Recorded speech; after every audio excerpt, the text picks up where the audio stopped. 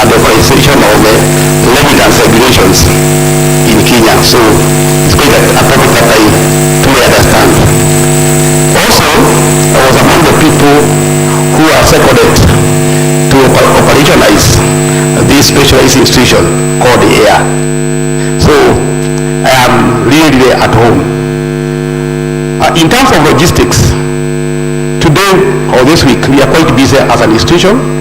So in case you have some problems here and there, we have more than 400 delegates this week. There is a conference that is ongoing for association of anti-corruption bodies, the whole of Africa, and they have about 300 delegates.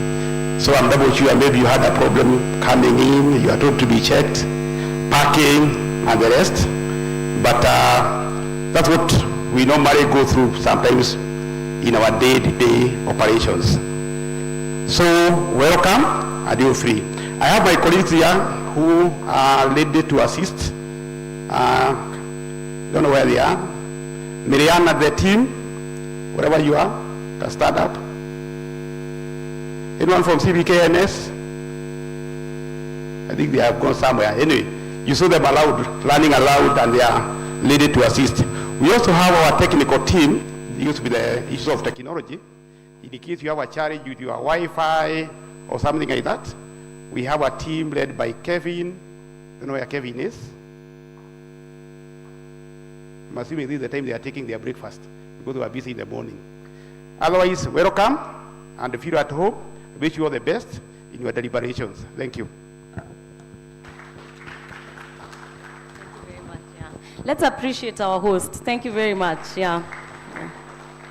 Mr. Gatere, I apologize for mixing up Peter and Philip, and thank you very much for your patient correction. Ladies and gentlemen, we now want to look at the presentation that the Technical Working Committee managed to put together with support of management. This will be done by my good friend, Benjamin, and don't tell me to pronounce it like Benjamin of the Israeli, Benjamin Mushiri. Benjamin Mushiri is Director Macroeconomic Statistics at KNBS. This guy is an economist, but this guy is also a trained mason. Yes. This guy is a trained mason, fundi wa mawe, trained mason. And when he told me about it, I'm like, I hope this is not one of your pickup lines, because this one is not going to work. And he loves beautifully designed buildings. But that's not it. What Mushiri would love is in his current castle where he stays, if he could mimic the Itara of his grandmother. For those who don't understand or know what Itara is, I won't even attempt, because I come from a different community. But it has something to do with where you place firewood to dry.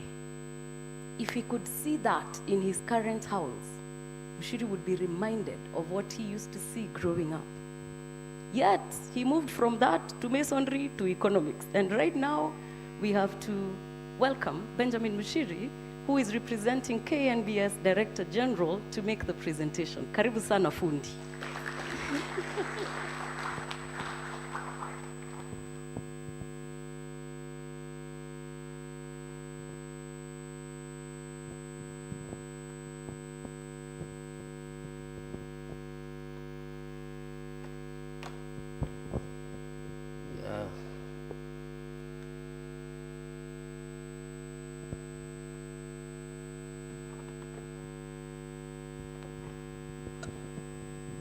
Good morning, everybody.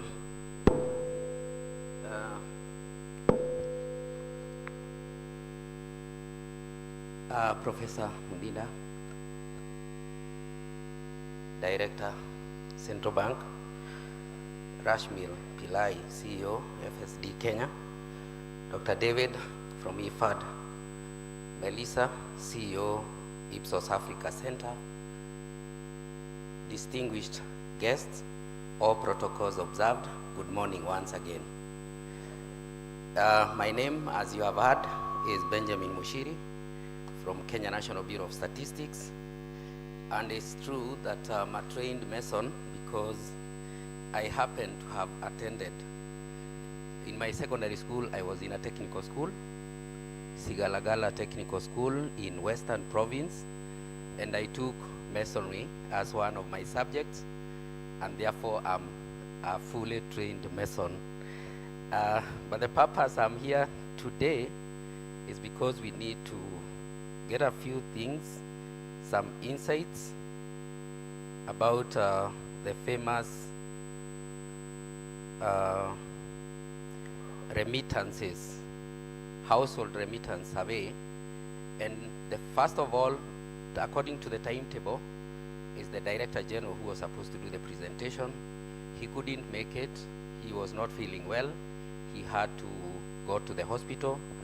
And even if he was to come, he still had a meeting with the PS. So somehow I was prepared to do the presentation. So this is not an excuse for me not to do a good presentation. So in the presentation, we'll be having remittances, the definition. I like it that it has been aptly captured by our MC. It's actually a gift, but I come to that. Then we'll also look at the importance of remittances. Then we'll look at the justification and the background for the remittance survey. Then we will talk about a few things about the methodology that we used to do the survey. Then I will give objectives and then some highlights.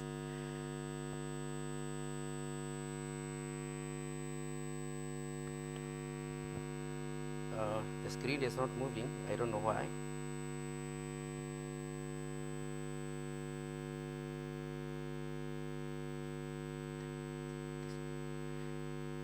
Okay, so we start by the definition, and it's simply a transfer, either money or in kind. It's a gift, but only that this is between residents of Kenya and non-residents. And I hope we understand that a resident can be a non-Kenyan whose intention is to be in Kenya for a period of about 12 months. But of course there are exemptions if you are not a Kenyan, if you are military or a student, however much you live in a different country, then you are not considered to be a resident. So anybody who probably came to Kenya to work for a period of over 1 year, then that is considered to be a resident. And even Kenyans that are living outside Kenya, as long as they are living there for over 12 months, then they are considered to be non-residents.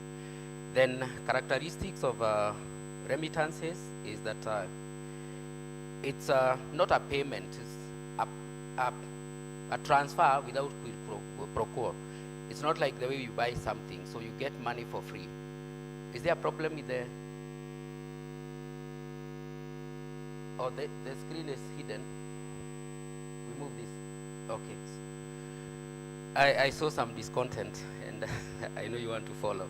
So it's either goods or services that are not, you receive it for free. You are not expected to pay for it.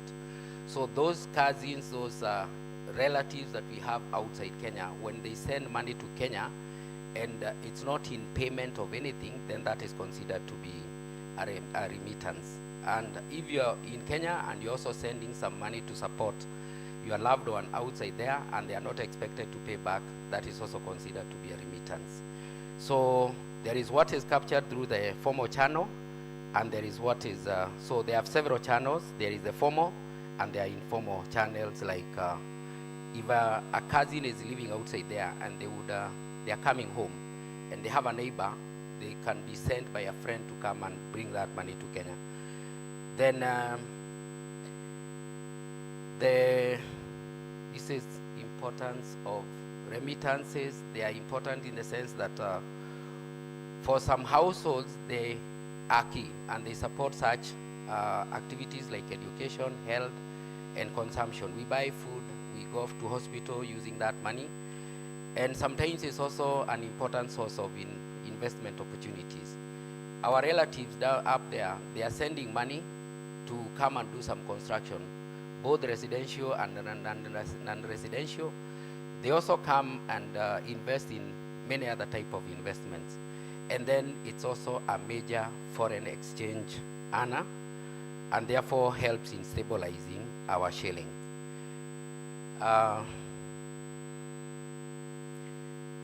As I said earlier, central bank is the key source of remittance data, but this one is primarily the formal channels through the ITRS. And therefore, there is a bit of it that is not captured, and that is the informal, the informal channel. If my cousin is coming to Kenya and carries money for a friend to come and deliver to their household, that will be informal. It is not going to be captured through the ITRS. And therefore, this is the reason why one of the main reasons why we are doing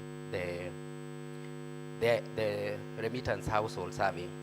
Even that money that is captured formally, you may not know what it is used for. And therefore, we also need a survey, a household survey, to know how the households are using the remittance that they get.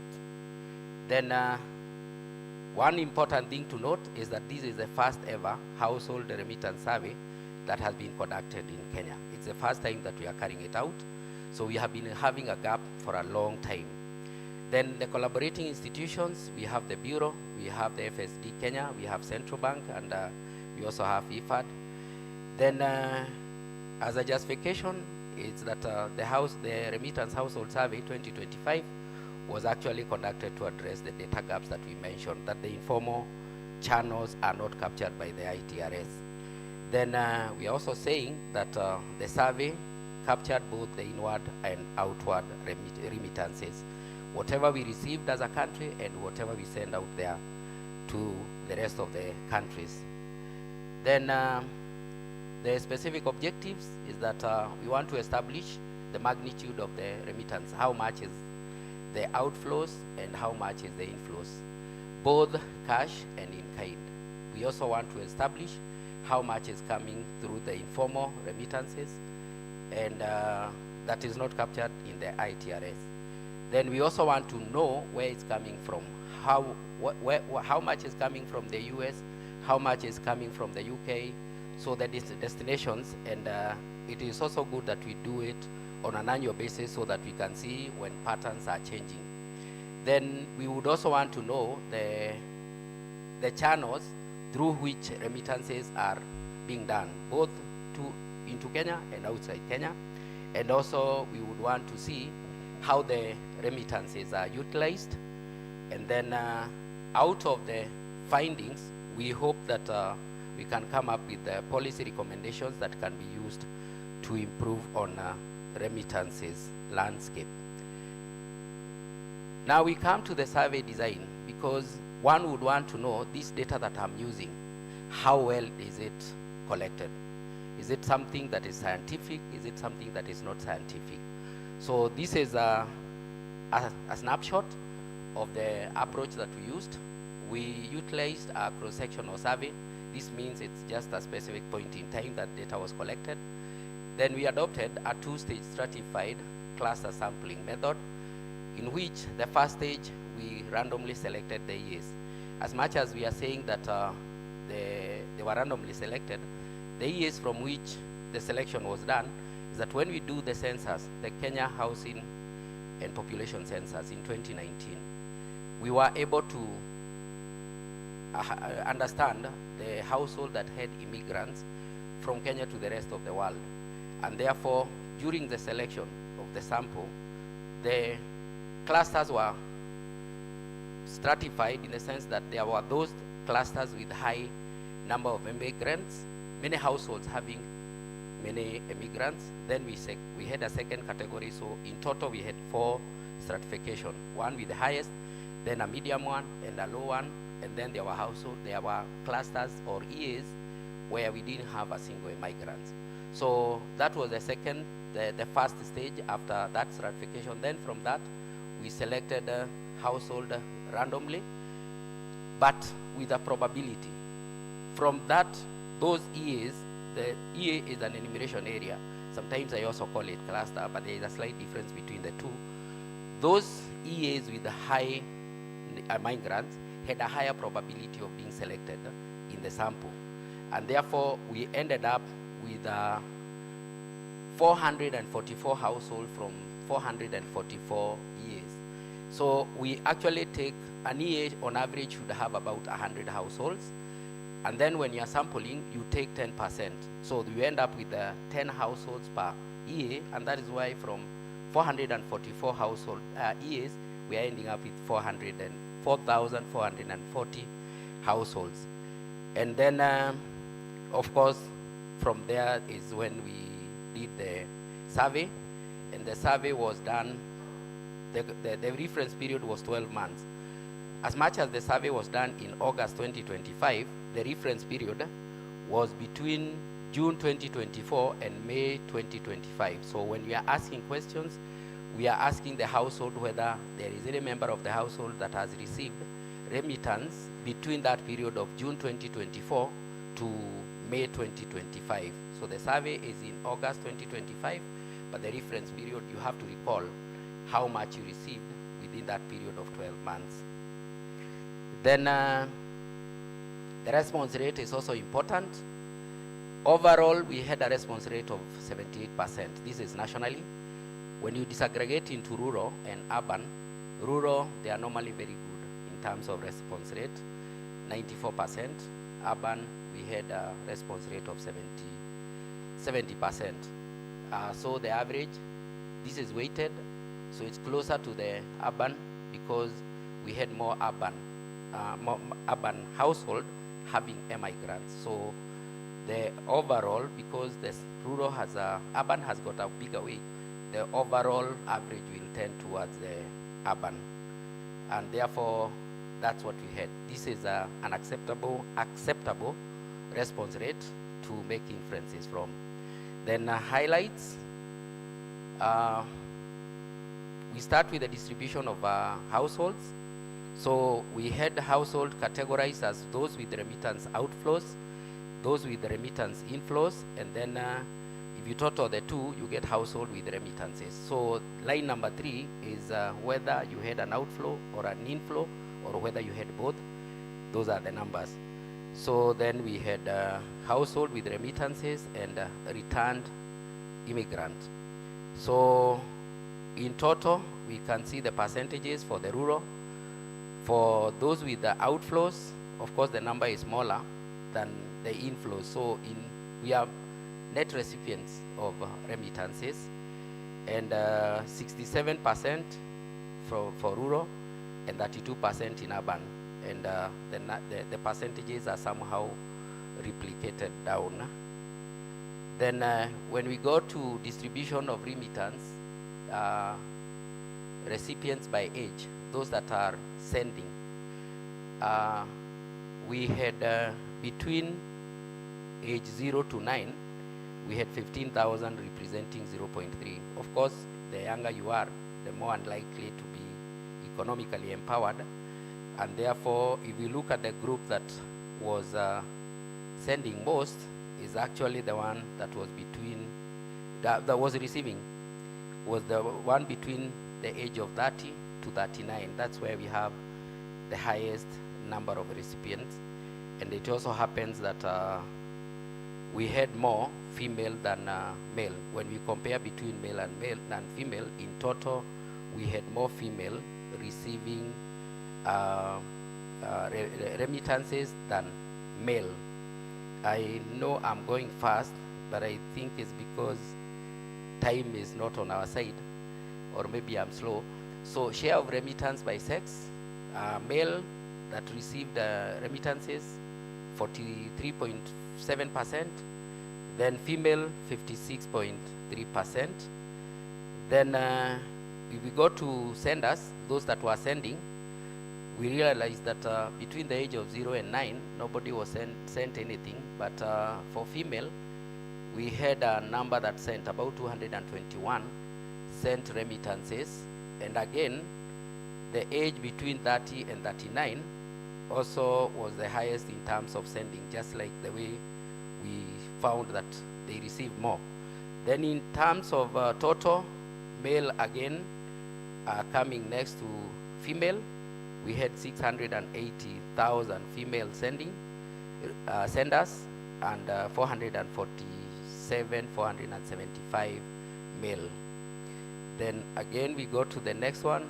In total, in terms of senders, 39.7%. Men, we seem to be a bit stingy because receiving, I think the percentage was slightly higher. But then female, this time round, we have 60.3%. Then now coming to the total remittance inflows to Kenya, they amounted to 931 billion during the reference period. The reference period is, we said, is between June 2024 to May 2025. So we had 7 months of 2024 and 5 months of 2025. So in total, this is what the survey estimates to have been the receipt or inflows that we got from remittances. If you go to economic survey, the chapter on balance of payment, we have reported 674 billion for 2024, and I think 661 billion for 2025. So the figure is around 670 for the same period. It means if you look at the difference, the survey is showing that we receive much more than what is reported to be received through the formal channel. So then disaggregation between what we receive as cash. Cash was 848.3 billion, representing 91.0 total remittances. But we also had 83.5 billion received in kind. And therefore, when you total, you get the 931.8 billion.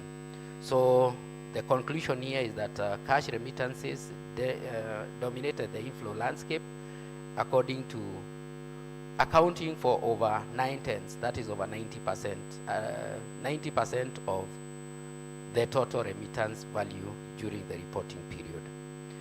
Then the major source of remittances, we have US taking number 1, with Germany coming a far second, and then from Germany all the way to UK, there is a bit of stabilization.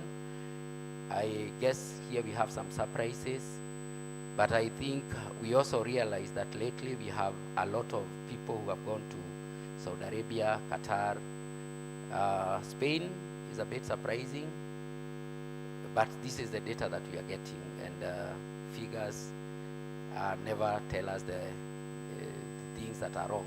So this is basically, but of course there are some other, if you total this, is not going to end up to 848, it's going to be less, but we are taking the major sources. So this is how we are getting our major sources of inflows. I think it's not surprising that US is number 1, because we know that we have a lot of kings who are living there, and being a developed economy, they probably also get better money in terms of salary, and even the caliber of the people that we have working there is there probably also makes the difference. Then the next one is the main channels for remittances. We have bank, they are taking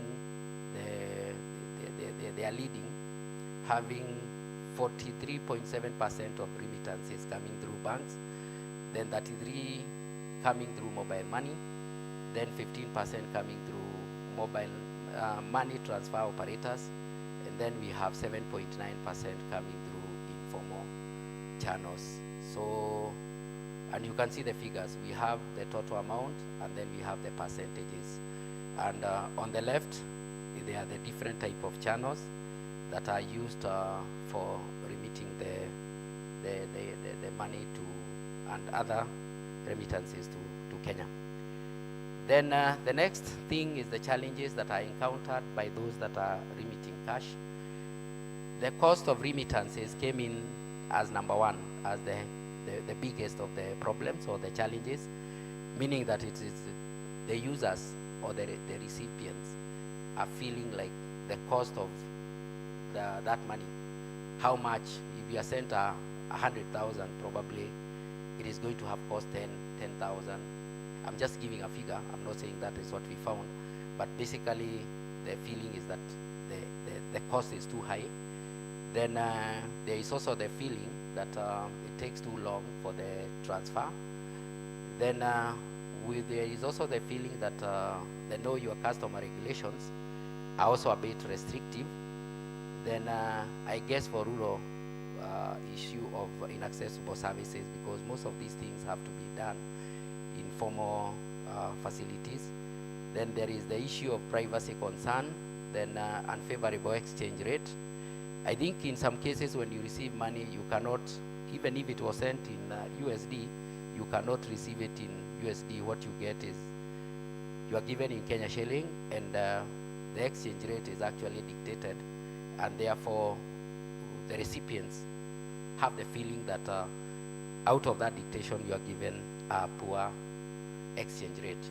Then the rest just go like that. Then the next item is how the remittances are used. The number one is food and household, with about 73.1, and this is out of the recipient. 73.1 of them reported to be using part of the money on food and household. Then 31.4% use on education-related expenses. Then 23.9% on medical, all that way until to investment in real estate seems to be the lowest, with only 2.2% of them reporting to have used the money on real estate. Then from there, who is making the decision on how to use the remittances that have been received? The highest is 48.9%. The recipient themselves are the ones who make the decision on how to use that money. Then 32.3% is by household. That means that I could receive the money, but if I'm not the household head, I'm not the one who is going to make the decision. The household head makes the decision.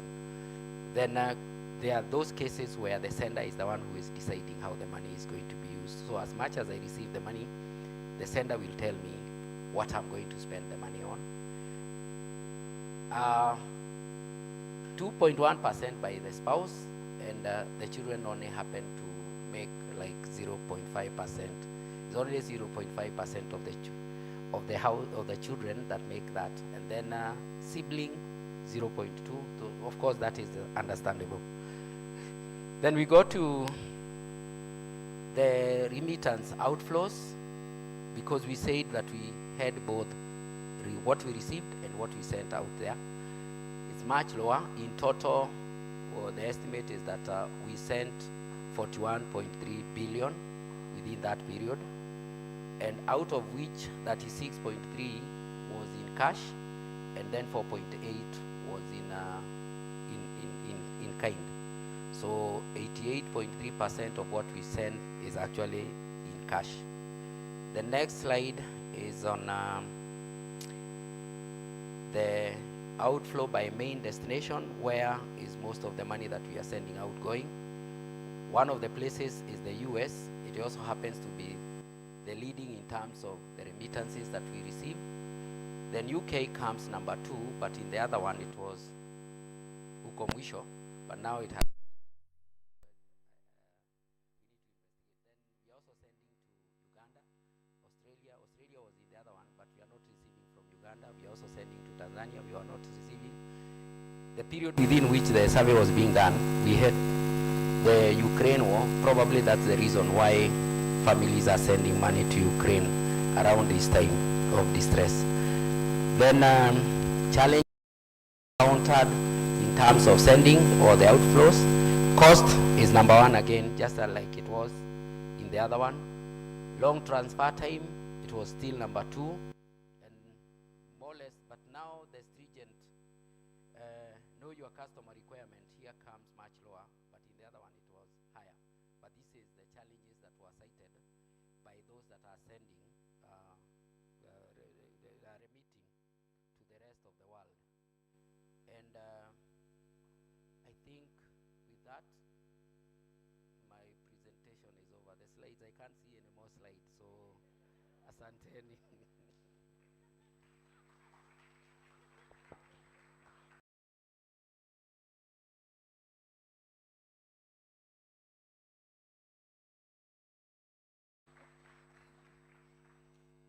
very much. Now, ladies and gentlemen, if you thought that you're the only people here who are consuming whatever is happening in this room, I've got news for you. We have an online audience. All right? There is live streaming happening of this event. So let's just smile a little, because you don't know who might point you out. You know, someone can say, hey, I know that guy or I know that lady. So yeah, we have an audience that is being captured thanks to the gentlemen at the back there who are providing live streaming of the event. Good. Now, I want to test your knowledge a little. How many are movie enthusiasts? Prof, I know because of your culture. Thank you. You're a movie enthusiast? Great. I'm going to give you one line and you tell me what movie that is. Okay? And here's the line. I'm going to make you an offer you can't refuse. I'm going to make him an offer he can't refuse. There is no Googling here. The Godfather. 19? The Godfather, which one? The first one, 1972. The Godfather. Why am I taking you to 1972 to The Godfather? What culture was that? What culture? Italian. Great. Forget the mafia, just say Italian. Don't say mafia, don't say mob. The Godfather, 1972. Fantastic. By the way, you guys, if you haven't watched that or the second one, you remember now, eh? Yeah? That line is one of the 10 greatest lines in movie history. I'm going to make him an offer he can't refuse. Now, I don't think there's another befitting introduction to the next speaker who is from that culture.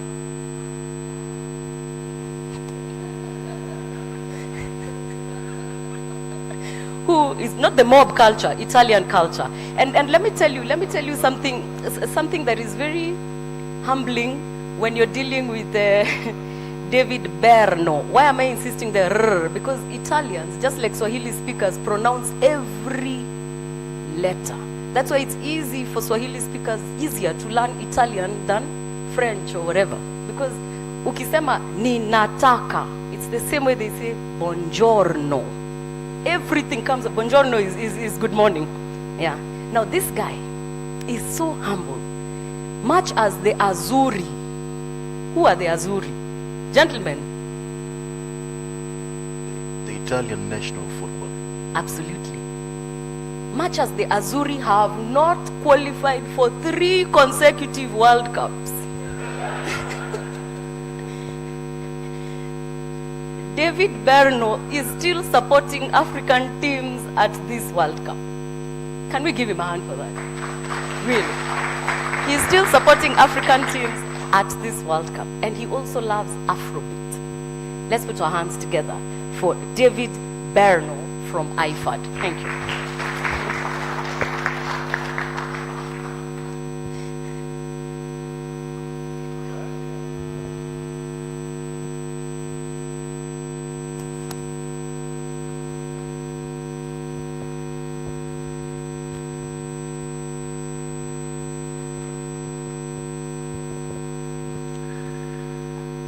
Good morning, everyone, and thank you, Katonge, for the introduction. My country is famous for many things, and probably, worldwide, this movie is one of, the most renowned. Even though, as mentioned earlier, with other peers, we do love, arts, cultural history, and we fight mafia. So just to be clear on which side we stand. Let me recognize CBK Director Research, KMBS Director Macroeconomic Statistic, FSD CEO, representatives of government, development partners, financial institutions, the private sector, civil society, and diaspora community. I represent IFAD country director today. She didn't feel well. She passed her greetings, so I will read her speech.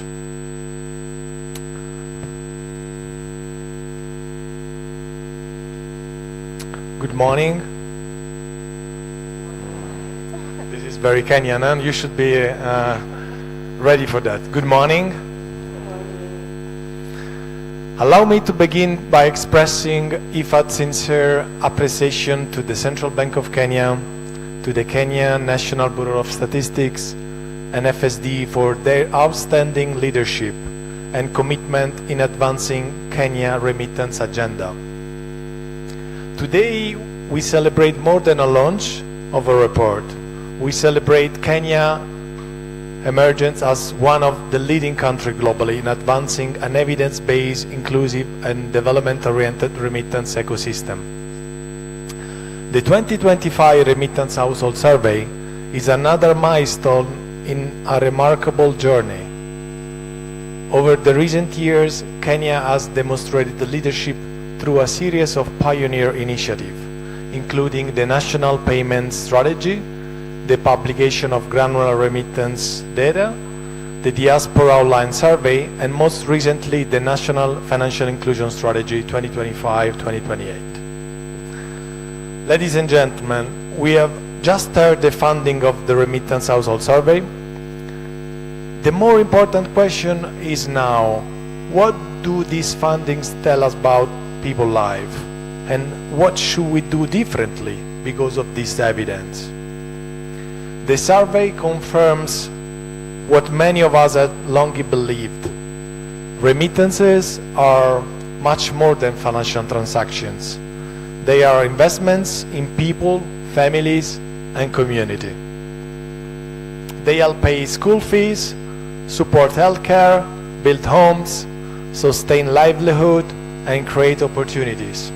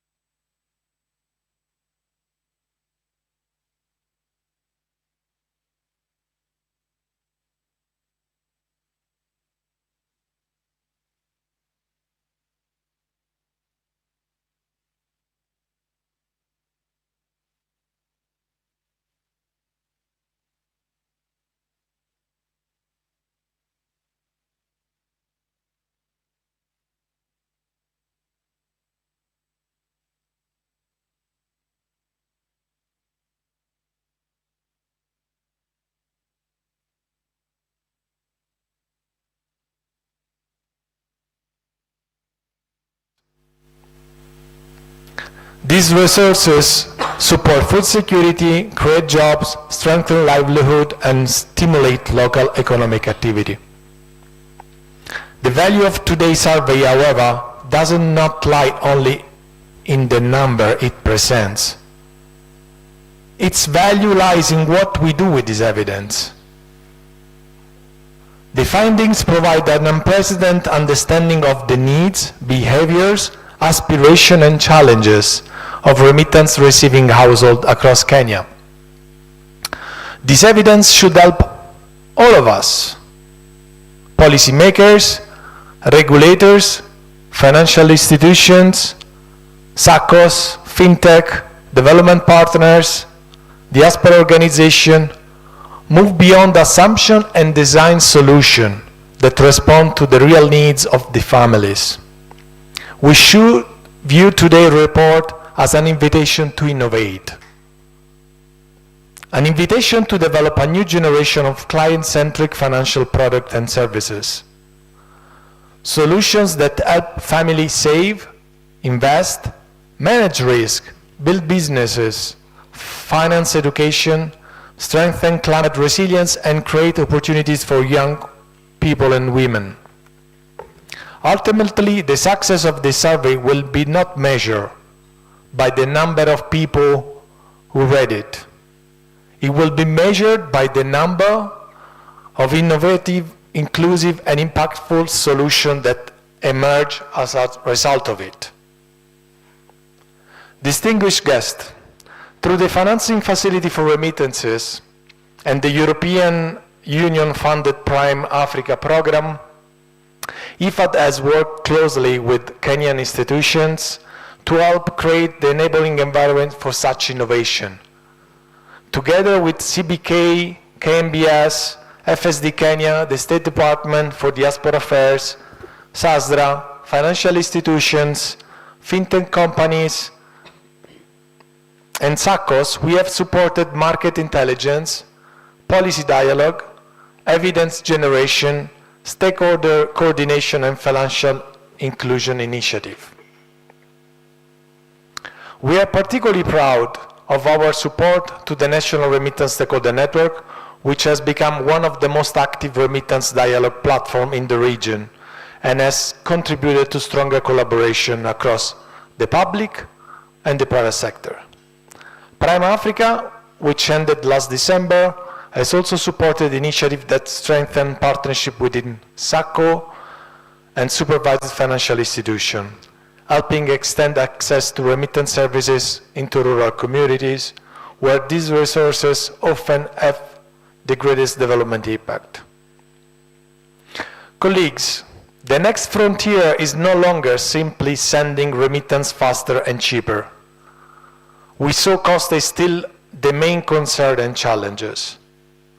However, the next frontier is maximizing their development impact. This is particularly important in the context of climate change.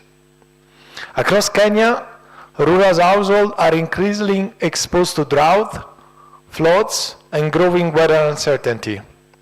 Remittances already help families cope with shocks, but our ambition should be greater than helping families recover. Our ambition should be helping families prepare, adapt, and thrive. Our task is to turn remittances from mere recovery tools into source of resilience. This is why IFAD Financing Facility for Remittances is launching a new global initiative exploring the intersection between remittances, diaspora investment, and climate resiliences. This global initiative is piloting an approach that we aim to roll out in Kenya and in the region in the near future. We believe that when combined financial education and appropriate financial products, remittances can help finance climate agriculture, renewable energy, water management solutions, insurance, savings, and resilient rural enterprises. Today is also a special occasion for another reason. This year marks the 5th consecutive years that Kenya is hosting an in-person International Day of Family Remittances event. To our knowledge, this level of continuity is unique globally. I believe you should clap for this achievement. It reflects Kenya's sustained commitment to recognize migrant and diaspora communities, not only as a sender of remittances, but as investors, innovators, entrepreneurs, and development partners. Closing my speech, ladies and gentlemen, let's use this evidence not simply to understand remittances better, but to use it to build better solutions, better financial products to respond to the need of migrants and their families, to make stronger partnership across public and private sector, to set up smarter policy that enable innovation while protecting consumers, and ultimately greater opportunities for the millions of Kenyan families whose aspirations, resilience, and ambitions are reflected in this report. Together, let's turn evidence into action insight into innovation, and remittances into a stronger driver of inclusive development for Kenya. A future where remittances can create jobs, strengthen resilience, empower women and young people, support climate adaptation, and contribute to sustainable rural transformation. Thank you. Grazie, grazie, grazie. Let's appreciate Mr. David Byrne.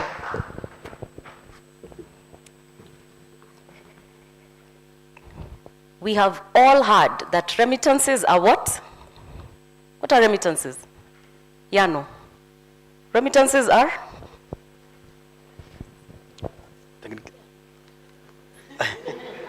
They are gifts, or transfers. Yeah. Remittances are gifts. I'm even telling him, nimekupea leakage. Just say gifts. Remittances are gifts. And gifts are wrapped, right? Ladies, gifts are wrapped, yeah? Can you imagine a guy just telling you, hey, here, and it's not wrapped? So we say, not much thought went into this, right? It's the thought that counts. Our next speaker has been wrapped. She is the first lady to come before you today to speak. Having been nestled under the Mason, the Azuri, and so on and so forth. What struck me about the next speaker is when I met her today in the holding room, and I asked her, how do I pronounce your name? And she told me, wow, it's only a lady who can be that thoughtful. And I was like, yeah, you know, let me tell you guys, being an MC must be one of the most thankless functions at events. Once people have eaten, once the report is launched, that's it. But sustaining your attention is just by the grace of God. Really. Just clap for me fast on that note. Thanks.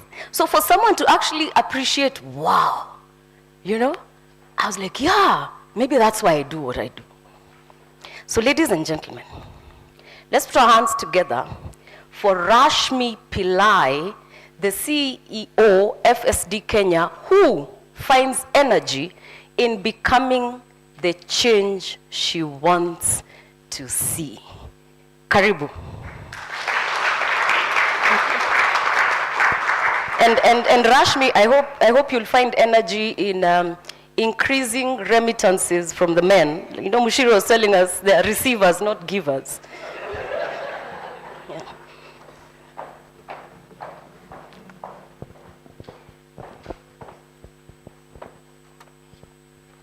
Thank you.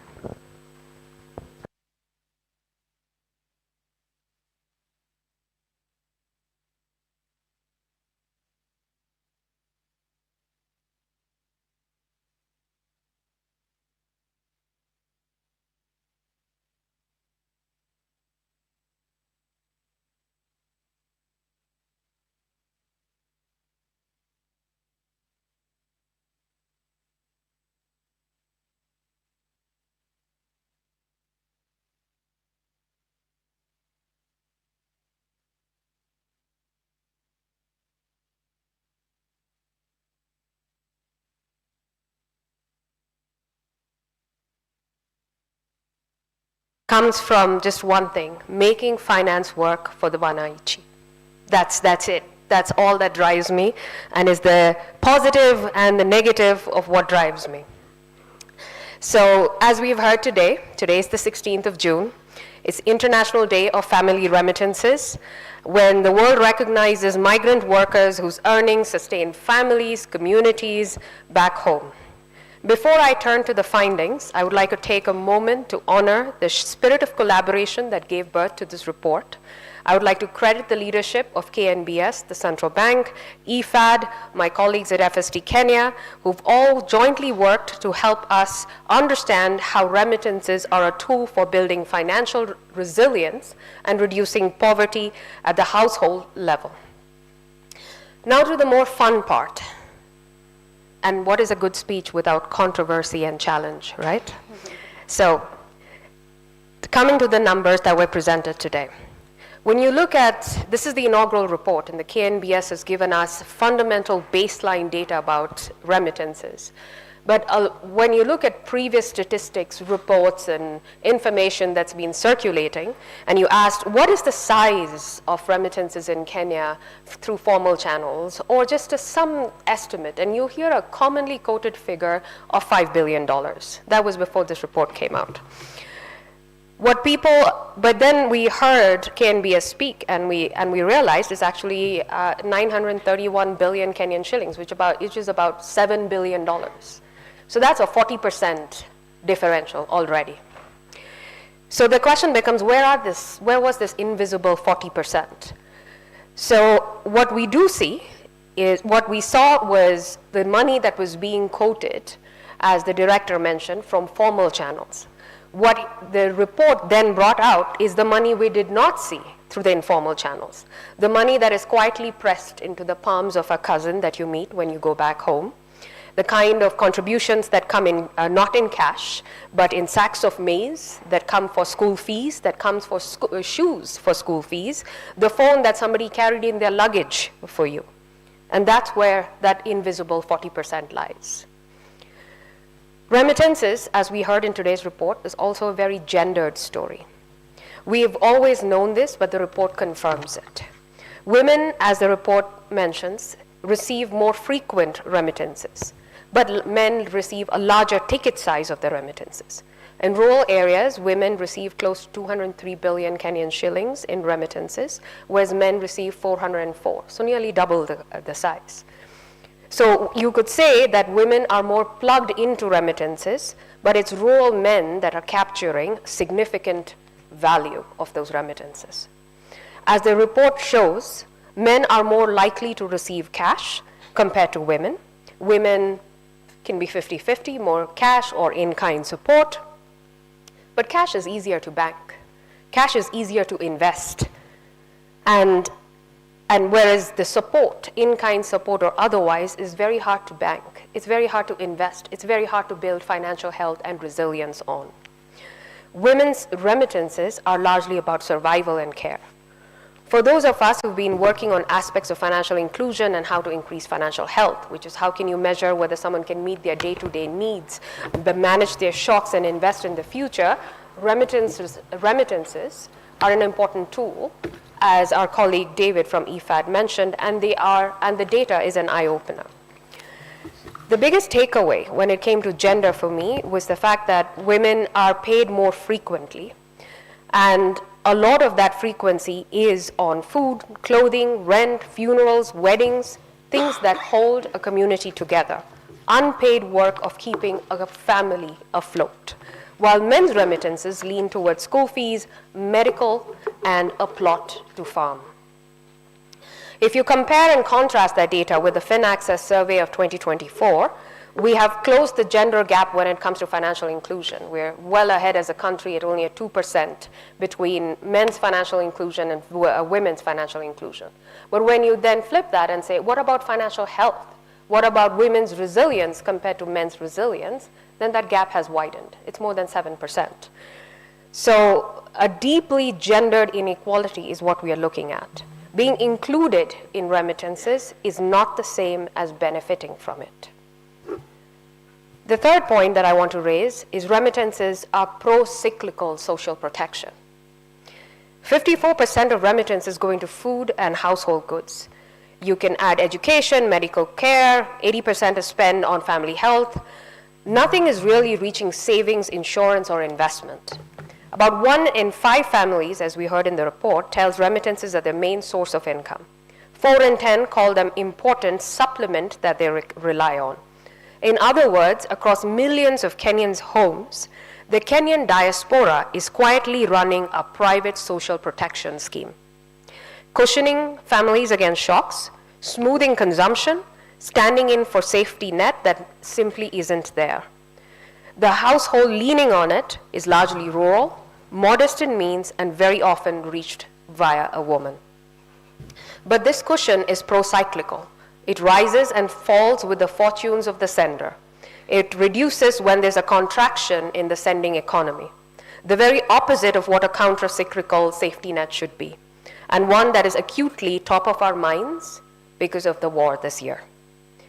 As we are now aware, Kenya's largest sending economy is the US by a large margin, followed by Germany and Australia, and these economies are experiencing some very interesting economic shifts.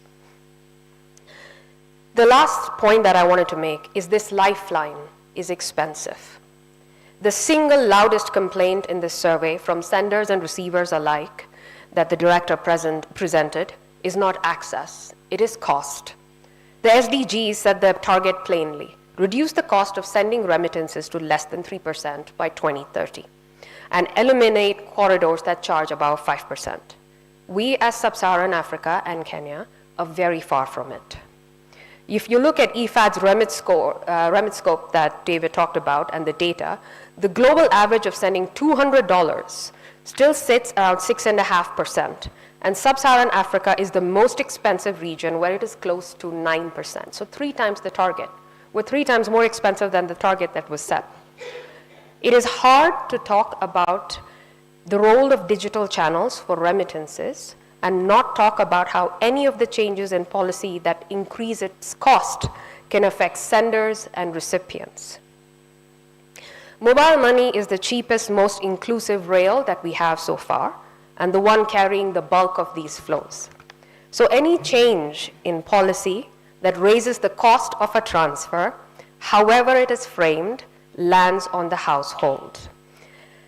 So my request on this sub-point is narrow. As we widen the tax base, which we should, let us protect the small, frequent, low-value transfers that poor and rural households, especially women in particular, depend on to make sure their children go to school and the family has enough to eat.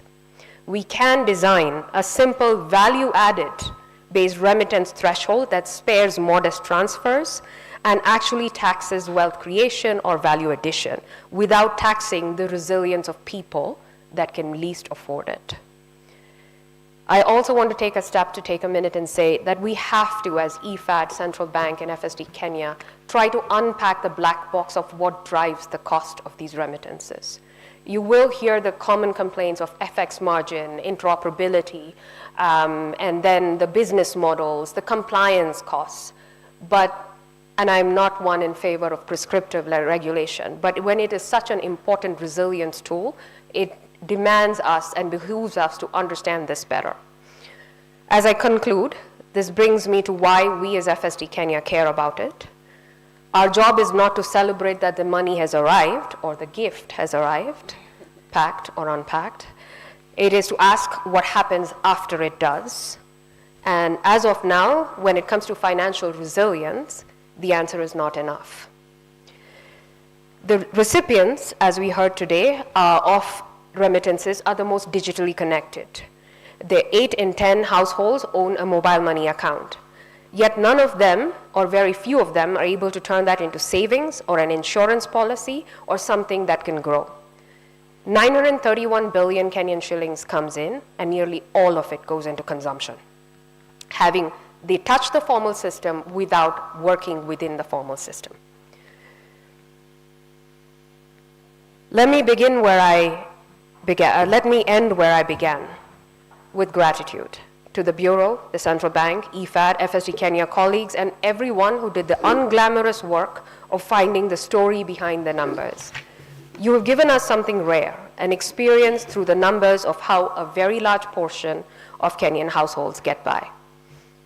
You will all remember the number 931 billion, but it is not a number about money. It is a number that is an obligation. It carries an obligation that millions of diaspora Kenyans far from home carry every single day because they are making the choice to send money to keep households and communities safe, to ensure they have enough to eat and meet their obligations.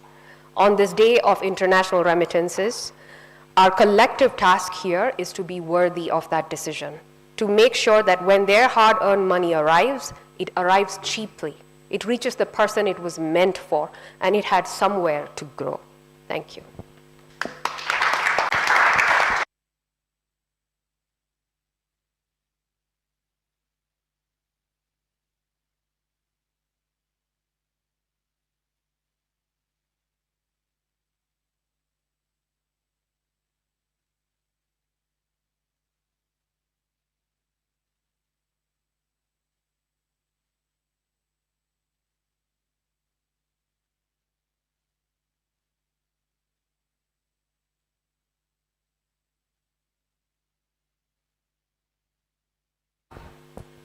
has quite a lot under his belt. And I'm wondering, economists, some of you are masons, some of you are designers like, or musicians like Guido, some of you are professional pastry makers like my friend Gladys there. Economists, what happened? Did you just decide, I have nothing else to do, let me try econ, and then I can see how life will progress? Why am I saying this? Because the next speaker is an economist. But that's not all. He has a bit of background in international relations, but that's not all. He is fluent in both, emphasis, fluent and both Italian and Spanish.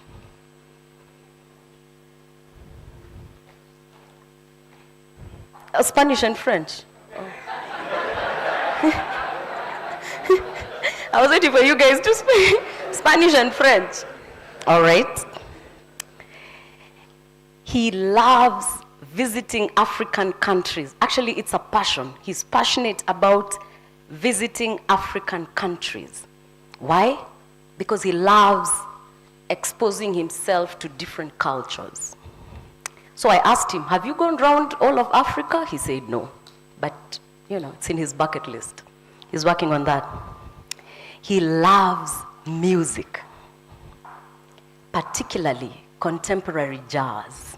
You guys, if you didn't know about The Godfather, you may not know about Louis Armstrong. Do you? You do? Oh, great. Okay, it's only the high table that knows about, okay. You do? Okay, economist? Economist? Okay. Louis Armstrong, that's one of his favorites. He is a fan of Italian tennis. And lastly, this one you guys must know because there are no Gen Zs here. His favorite contemporary music artist is the late great Prince. How many of you know Purple Rain? I told you guys this job of being an MC is hard, you see? Purple Rain. Purple Rain. But he'll sing for us.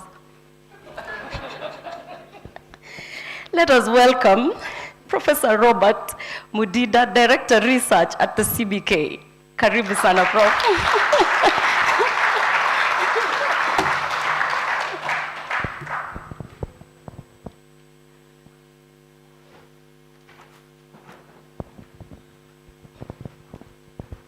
These economists.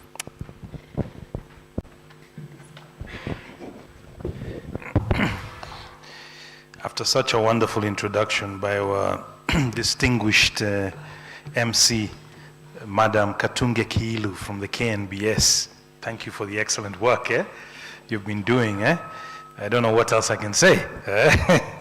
So that's wonderful. Yeah, and I must say I feel very honored today because I'm in the presence of many people who've done remarkable things in different spheres of life.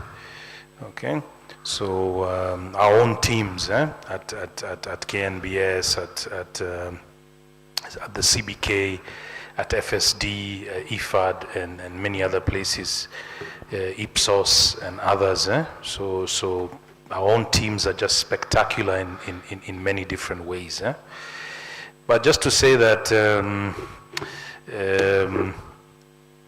it's a great honor to join you this morning as we mark this year's International Day of Family Remittances and the launch of the 2025 remittances. Households are very important. In fact, as I listened, to the different findings, I marveled at quite a number of them. And even the process itself, I participated in the survey, went to a few areas, and was also very, very impressed by the great dedication of our teams that were actually undertaking the survey.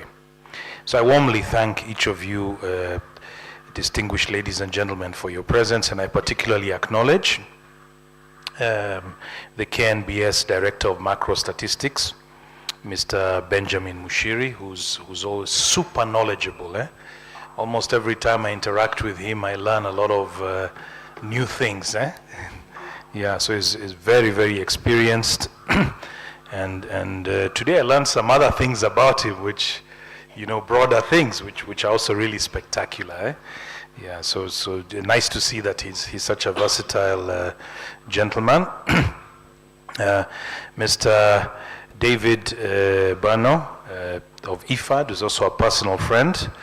We share great passion for tennis, so we're often in touch on WhatsApp.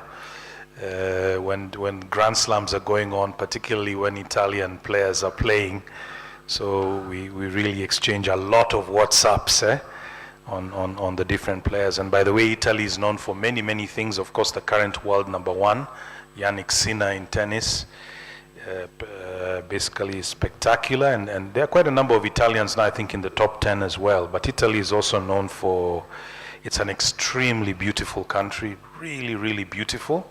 Even beyond the spectacular places, Rome, Venice, Florence, it's also known for many, many other beautiful towns and villages. And then also, of course, has a very rich history, is known for its art, paintings, sculptures, remarkable cuisine, amazing wines, which arguably maybe are the best in Europe, but that's a debate for another day. Yeah, so Italy is known for many, many things.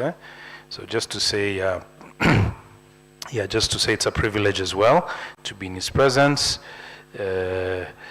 Mrs. Rashmi Pillai of FSD Kenya.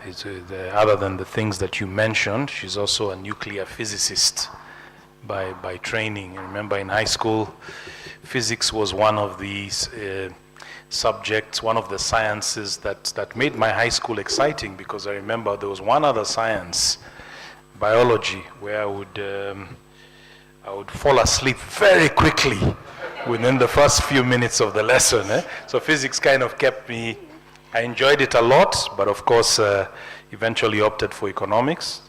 A great teacher, I had a great economics teacher, Ugandan. Actually Ugandan, we're very privileged to have him, so he was part of my journey and basically made me very interested in economics. And then also, just to also acknowledge the presence of Mrs. Melissa Baker, who I met this morning, but Director Research of Ipsos, but I could already tell, even just from the first few minutes of our discussion, she's someone with a lot of experience, been in the country for several decades, and really knows the country well, and has made a very important contribution in different areas. And then also to acknowledge the Acting Director of Savings, Investment and Remittances of the State Department. So just to say I'm very excited to be here among you, ladies and gentlemen. So the governor was not meant meant to be here to do this address, but he was not able to be here because once every 3 months at the Central Bank of Kenya we have a very important committee that meets, the Financial Stability Committee, and it happened to be this morning. And he really wanted to be here. In fact, we were talking over the weekend, and he's really followed this survey with great interest. We've given him frequent updates, and he's very keen about the issue of remittances. In fact, when you hear him speaking, almost in every speech, every presentation he makes, he'll talk about the critical role of remittances. So he's a big believer in this, and he told me to actually convey his warm greetings to all of you. So in terms of his remarks, we start by saying that the global economy is once again navigating a period of heightened uncertainty. We started the year very well in January. The IMF had projected an improvement in growth. I remember that time the growth projection in the World Economic Outlook early in the year, January, update was 3.3%. By April, this of course had been, because of the start of the war and already some of the consequences we are seeing, They basically downgraded this growth to 3.1% and 3.2% in 2027 from an estimated, 3.4% in 2025. So already you can see this year the economy will grow more slowly, even under the most optimistic scenario. This year and last year, what they did because of the challenges and great uncertainty, they did something they don't usually do. They had a reference forecast, which was kind of the baseline, and then they had alternative scenarios. And the baseline is if the war is, shorter, maybe doesn't prolong beyond end of June. We're seeing some good signs, hopefully, of the war ending. But of course, there was also an extreme scenario, which is quite scary. And many central banks and many other institutions in their projections, they've been working this year because of the uncertainty with both a baseline, which is more optimistic, kind of, let's say, cautiously optimistic, but also a more extreme scenario, which if the war prolongs, let's say up to the end of the year, then you'll have a very, very difficult time for many countries, and not to mention because our remittances, come from abroad, then you're talking about problematic economic prospects from many of those countries that were mentioned. Those countries, the UK, the US, the UAE, Saudi Arabia, etc. So many of those are also struggling, and so this will of course also impact our prospects. So just to say, it's a year we're really hopeful that things will develop, and at least the developments we've seen in the last 1 week at least tend to suggest that maybe the conflict might end soon, but a lot of damage has been done already, even to the energy infrastructure that will basically take a long time to sort of restore. But if the conflict ends, at least you can see some stabilization in coming months, then we're in a new phase. All right? So all the statistics kind of, when you look at them for the year, tend to be, fairly pessimistic. Advanced economies, growth expected to moderate to 1.8% in 2026, 1.7% in 2027. The OECD recently released their own projections, which are even more pessimistic than the IMF's projections. So just to say, even with this outlook, there's a lot we don't know. And we just say that this outlook is subject to risks. And the main one I've mentioned is prolonged conflict in the Middle East, but also we have elevated trade policy uncertainties there. So putting a negative, if that all looks negative, but if you kind of contextualize it in the light of today's discussion, you can say that as we navigate these many uncertainties, remittances continue to stand out as a pillar of macroeconomic stability. Last year, of course, we had a record in remittances, crossing $5 billion kind of level for the first time. And they're becoming more and more important in the Kenyan economy. We at the central bank talk a lot about the macro story. That's why I'm always very happy when I'm in these events, because then you also hear the micro story, which is as important, at least as important as the macro story. So remittances are not only a reliable source of external financing for low and middle income countries, but also a lifeline for millions of families. And I think that came out a lot in Rashmi's remarks, in David's remarks, in Mushiri's remarks. I think that kind of is what stuck with me, because ultimately we're not only concerned about growth, but we're very concerned about development and impact on the quality of the lives of our citizens in different countries. So that ultimately, that story in its different dimensions is the most critical one ultimately. So, globally remittance flows have surpassed both FDI and also official development assistance, underscoring their critical role for sustaining livelihoods and supporting development.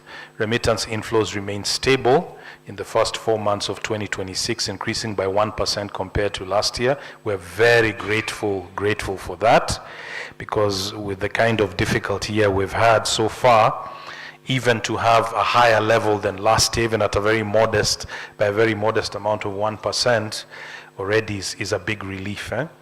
And they continue to be an important source of foreign exchange. If we use last year's figures, of course, of over 5 billion, then you're talking about 3.7% of GDP, which is very critical. When you look at other sources of foreign exchange inflows, like tourism and others, they exceed many other critical sources of inflows. And now, with this new data, we will look again at the balance of payments numbers on contribution together with KNBS. Of course, they are the official compilers, but now with these numbers of over 7 billion, that's very, very interesting, because then we know we have even significantly more support to the BOP than we even thought about before. So, ladies and gentlemen, in collaboration with the Kenya National Bureau of Statistics, KNBS and FSD Kenya, we conducted the first ever comprehensive nationwide household survey on remittance flows, capturing data for the period June 2024 and May 2025. It's a milestone in Kenya's efforts to strengthen evidence-based policy making on the role of remittances in national development and household welfare. By capturing both formal and informal flows and outflows, the survey provides a holistic picture of remittance dynamics as highlighted in the 2025 Remittances Household Survey launched today. So it gives a lot of deep insights. I think some already must have really struck you, the ones that were being presented by Mushiri, but also the critical role of the impact of remittances in rural households, also the way it's a great equalizer as well from the gender perspective. But as some of the speakers like Rashmi pointed out, there's still a lot to be done. These give insights, but I think most importantly, all the speakers have talked about why this is a prompt for further action. So we need to act on the basis of these findings. The findings are inspirational in many ways, but also we need to act. So I think that's very critical. So just to summarize some of the key findings, of course, which Mushiri did in much more detail, but just to say, according to the 2025 Remittances Household Survey, the remittances flows total 7.2 billion in that period, June 2024 to May 2025, with 91% received in the form of cash, 9% as in-kind. So before we really didn't have an estimate at all of those in-kind. So this is a big kind of milestone in this particular survey. And then, of course, the countries, that are largest sources, US, then Germany, Australia, UK, Canada, these accounting for nearly 80%. But of course, even the Middle East still being very critical. Several countries in the Middle East that are very affected now by the conflict, also a critical source of diaspora remittances for us, hence the need for the conflict to end quickly. So the survey also showed that 42% of households rely on remittances as supplementary income, 36% as additional income, and 22% as their main source of livelihood. And I like the point Rashmi was making also about the fact that, tying it also to financial inclusion issues and financial health issues, in as much as this tells a positive story to some degree, but want to see now how this will impact financial health of households, because households have been struggling in terms of financial health. So you have formal financial inclusion statistics that are very impressive, but financial health statistics where there's still quite a struggle. So you see that they are doing a lot, as Rashmi said, but are they doing enough in terms of development impact? So I think those are the questions we need to ask as researchers and look at next step, critical policy implications.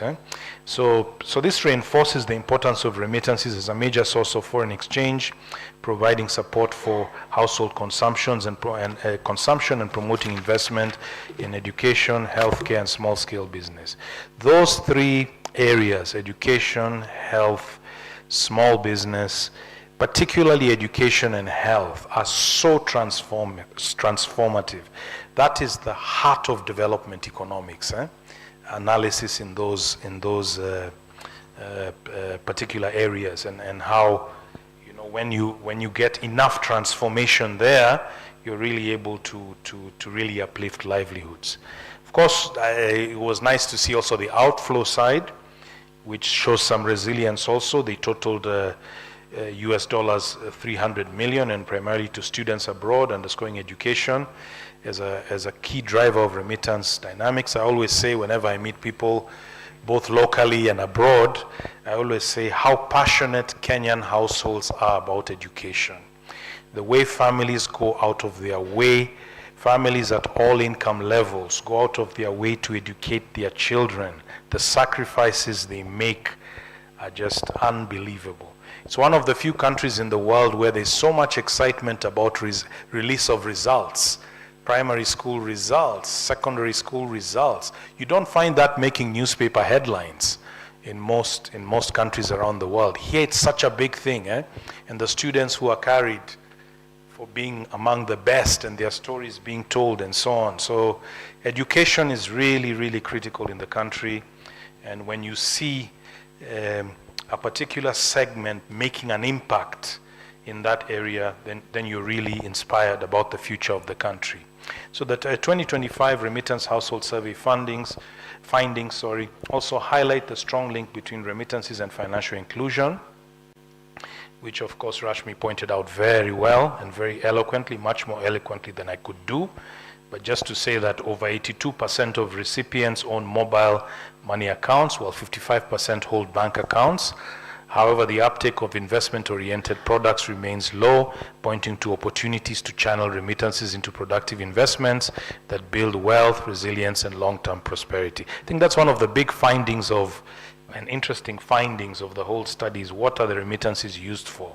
Because we knew the importance of remittances broadly, but now what are they used for? We have much more of an insight, and I think there are a lot of critical policy implications that come from this particular study, for the different critical stakeholders that actually act in this particular space. So, ladies and gentlemen, this year's campaign theme for the International Day of Family Remittances, Remittances for Rural Resilience, Entrepreneurship and Employment, highlights the transformative role of remittances in strengthening rural livelihoods, enhancing household resilience, fostering entrepreneurship, and creating employment opportunities. I remember one of the things that excited me about economics, which I encountered for the first time in my A-levels, late 1980s. There was a very good book then written by Michael Todaro. Many who did economics around that time, economics for a developing world. And I remember how mesmerized I was by that book and by its passages. But it also talked a lot about the rural economy and transformation of the rural economy and the great potential in this particular area. So findings from the Remittance Household Survey confirm that remittances are not only a crucial source of household income, but also support investments in education, healthcare, agriculture, and sustainable livelihoods. With rural households accounting for a large share of both remittance senders and recipients, there is a growing need to leverage remittances for entrepreneurship, job creation, and rural transformation. I love that one, rural transformation. How critical that is as a pillar of the transformation of the entire country. However, the development impact of remittances remains constrained by high transfer costs and unequal access to formal remittance channels, particularly in remote and underserved rural areas. By reducing transaction costs, expanding affordable formal channels, and creating pathways for investment, we can ensure remittances drive inclusive growth and sustainable employment. And as the speakers were saying also, the cost is one issue, but also there are other critical outcomes where we've got insights. Savings, society is also transformed by savings, higher mobilization of savings and investment. So costs are important to address, but also other critical transformational areas for development. So addressing these challenges requires a coordinated effort by source and destination countries. At that time, At the same time, governments, fiscal institutions, and development partners should promote financial literacy. You know, I have a big project now on financial literacy promotion. In fact, one of the fathers of financial literacy is here, Dr. Isaac Mwangi. I think he's somewhere here. He's been working with a lot of stakeholders. Where is he? He's been working with a lot of stakeholders in this area of financial literacy, heading many of our efforts in practice in this particular area. So that area of promoting financial literacy, diaspora investment instruments, and remittance linked financial products that channel remittances to agriculture, rural enterprises, and local value chains. By doing so, remittances can become a more powerful catalyst for rural resilience, entrepreneurship, employment creation, and sustainable development. Ladies and gentlemen, the Central Bank of Kenya remains committed to supporting these efforts by promoting greater financial inclusion, expanding investment opportunities for the diaspora, and enhancing the development impact of remittances. Through initiatives such as the DAO, Central Securities Depository. That sounds gisty, eh? DAO CSD. I remember when I heard it first, I said, this is special, eh? So the DAO Central Securities Depository, CSD, what comes to mind is relaxing at the coast, you know, with the blue ocean there.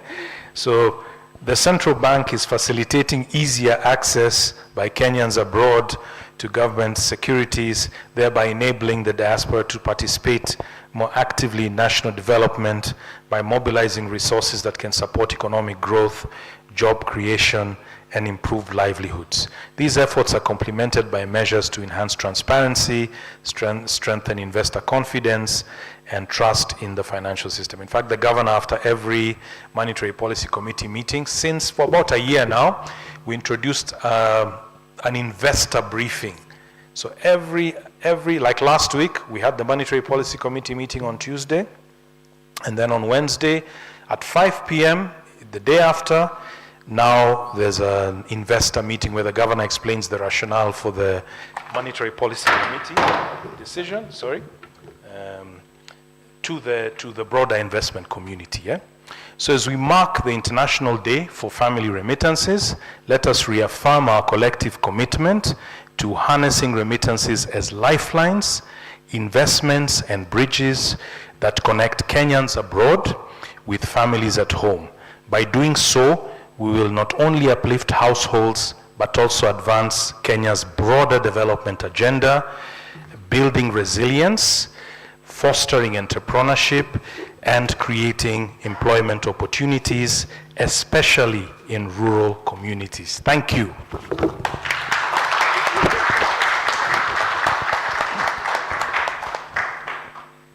In fact, once I've said thank you, you know that when I had resilience there, one of the things we negotiate with the IMF, usually a couple of times a year, and we socialize them in a way that all the IMF reports start with the statement, the Kenyan economy is resilient. Thank you.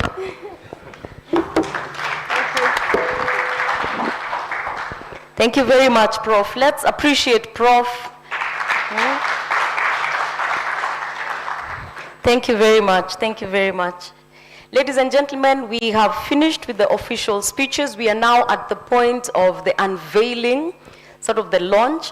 And at this point, I wish to ask the high table to accompany Professor Mudida to the book display, kindly.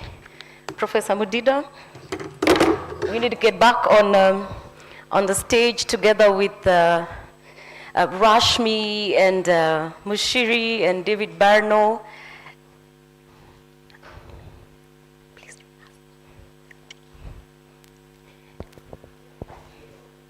Up here? No, up here, and then you'll come down, each of you, with a book for the cameras so that we take the photo kindly.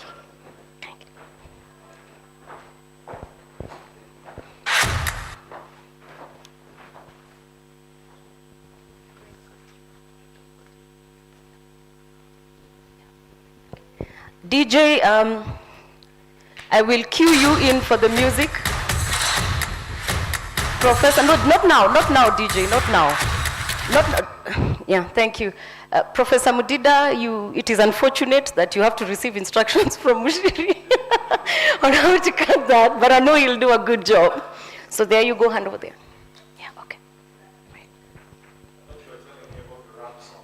I know. Yeah. Yeah. And please just hold on to the books, because once the ribbon is cut, some of them might just spill over. You will just cut the ribbon.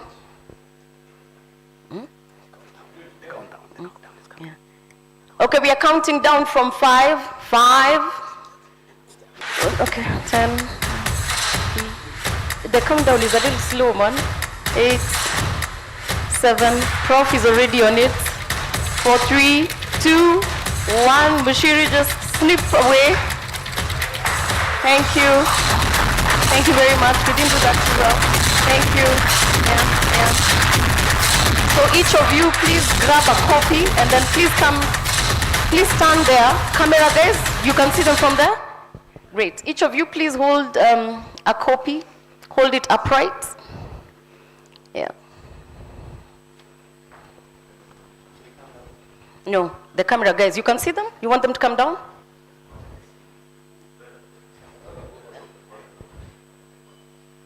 Photo guys, please. Tukitoa meza.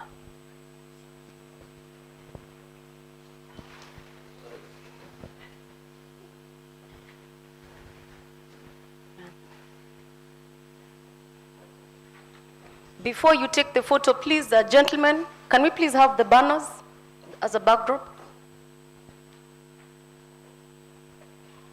Please hold the book upright. Let's have the banners, please.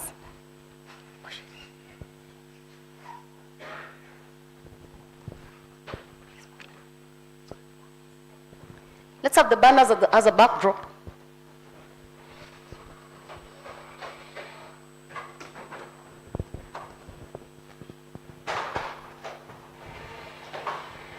TWC members, please get ready. You'll take the next photo.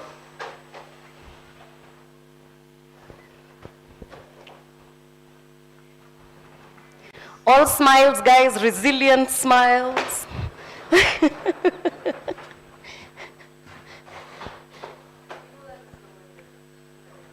We can practice. Let's practice the smiling, guys. Let's practice the smiling. We're ready? We're ready. All right. All smiles.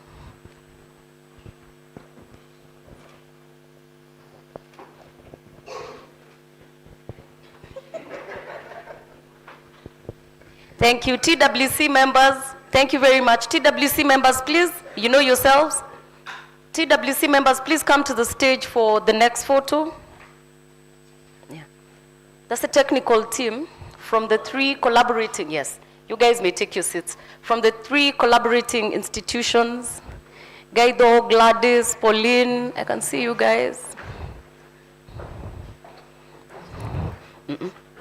Mtaja hapo sana.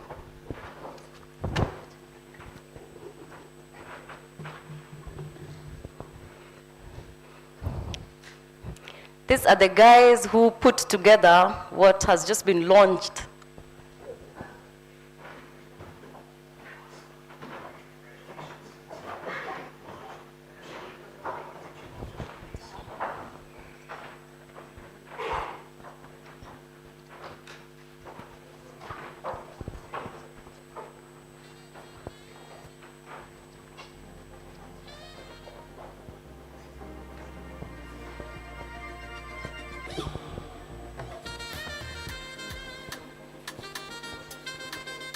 As the technical team arranges themselves, representatives of CEOs who are in the audience, you will come up next. And then high table, I will call you for the final one with everybody. Thank you. So these are the guys who understand, who did the heavy lifting, eh? The guys who are seeking authority from from CBK Governor, KNBS, DG, FSD, CEO, and yeah, to put this together. And I'm happy. Can you see how many ladies there are over here? Fantastic. Great. Let's smile for the camera, please. Thank you. Thank you very much. Once more? You're good? Once more. All right. Resilient smiles, guys. Resilient smiles. Thank you. Any representatives from money transfer operators, commercial banks? None? Please. Please, thank you. Thank you. Please make it to this. Yeah, thank you very much.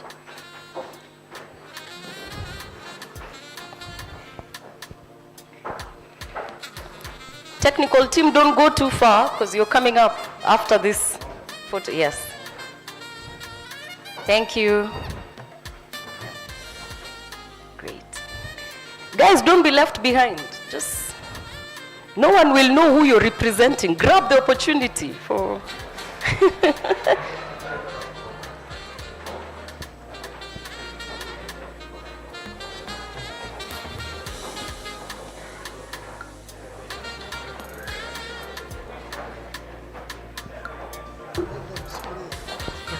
Spread over, please. Yeah. Good.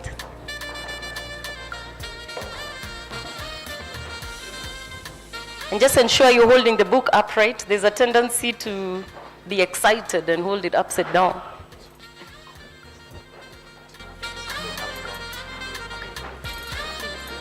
They're not here.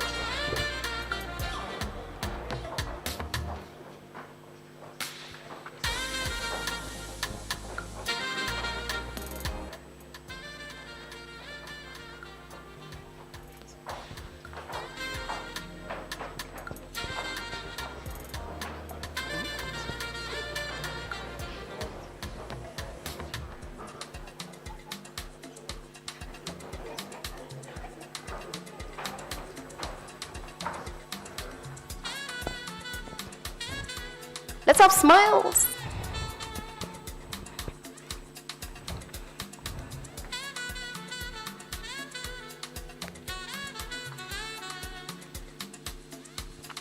You're good. Please remain on the stage. Technical team, please, because we want now one big one. TWC members, I had warned you not to go so far. I don't know how you're going to plan that.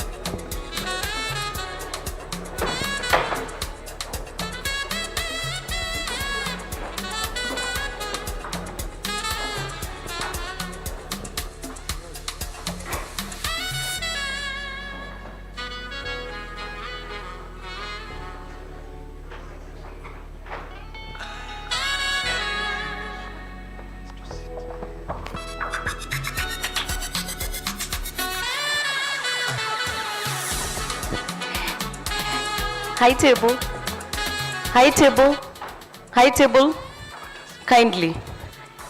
Kindly high table, let's make it to the seats. TWC, you will stand, and if the seats are enough, you will sit.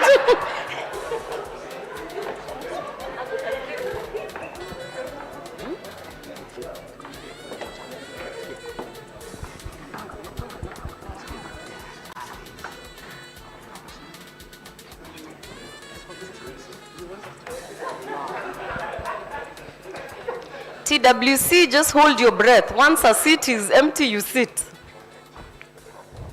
There you go. There you go. High table, please take your seats.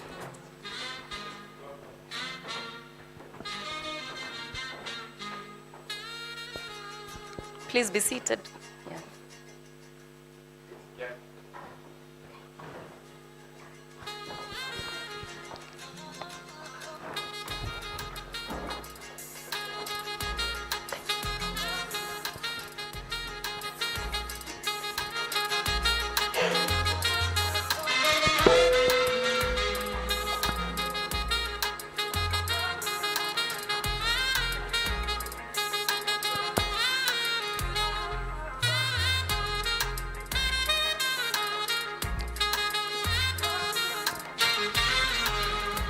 Now this is the mother of all photos. If you don't smile this one, I don't know, this is the inaugural remittances survey. If you don't smile.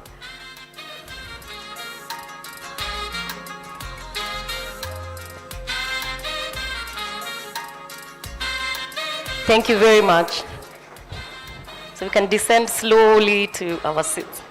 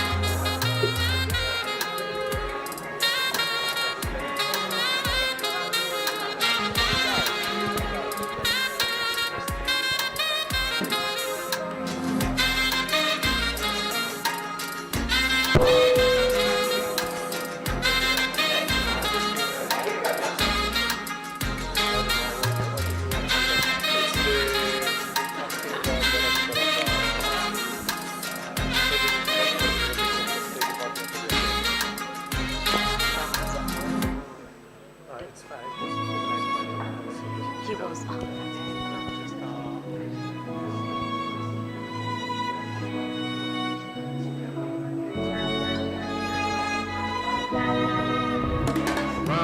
DJ, please.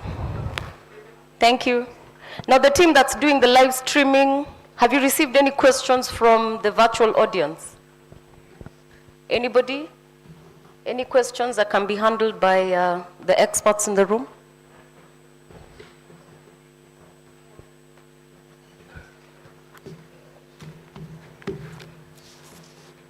Live streaming, guys, any questions? None? No? No questions? Great. Ladies and gentlemen, we are now at the closing. We are now at the closing. And my good friend, sorry.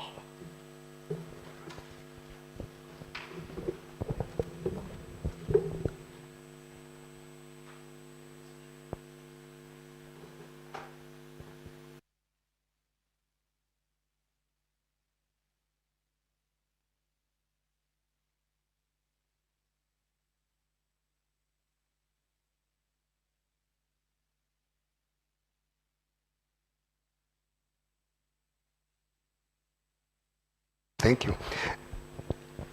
My name is Stephen Maura Duati, a student of regulation. I had taught here regulations. I was the head of national payments in Central Bank.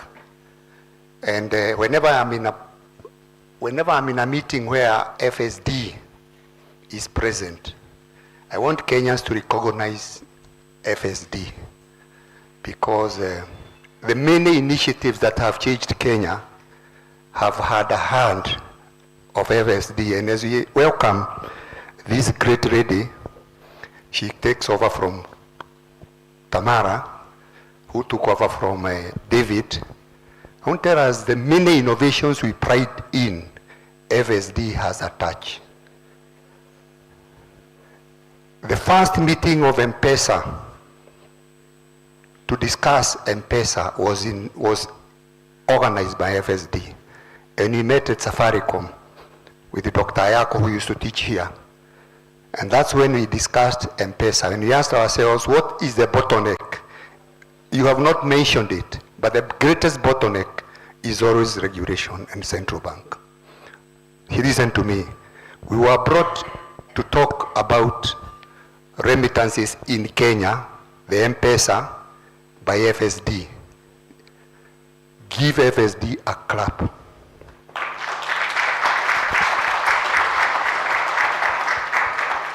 We were then, even the regulations you see, Juliet is here. We did the regulations, and we did the regulations in Mombasa with the members of parliament, again financed by FSD.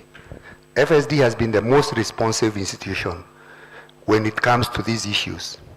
And right now, and this is why I want to give a pitch, FSD is helping us integrate SACCOs to the great financial system. And I really want to plead, and I am sad that supervision is not here, payments are not here, and the director has gone. We are trying to integrate SACCOs into the financial system, again supported by FSD, but the challenges will still be regulation. And I want to warn us, and the central bankers are here, when you see me visit central bank after 10 years, it will be only on one topic, integrating SACCOs into this great initiative which is being facilitated by FSD.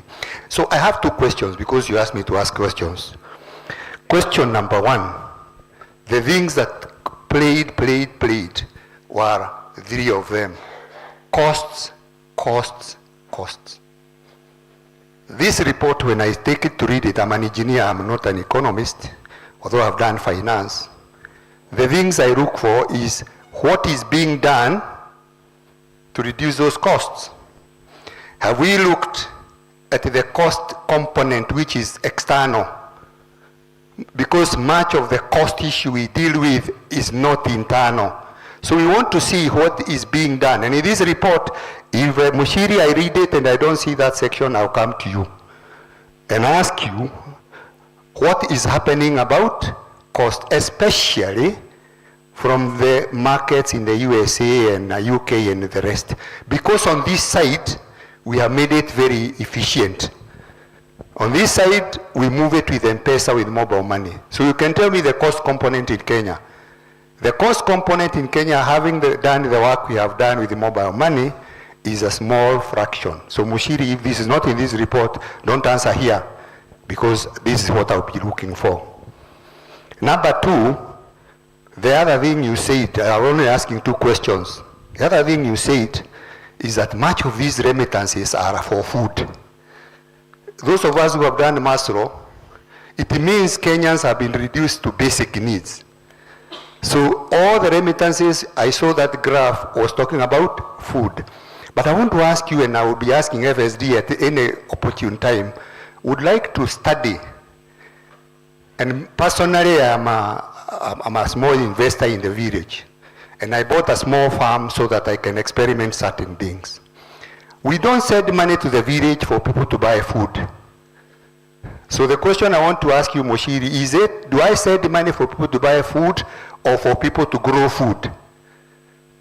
I want you to tell me whether it is to buy food or to grow food. Personally, and I can be showing you that statistic, I am sending money to the village because exploiting an opportunity in the rural areas is impossible when you have the fuel prices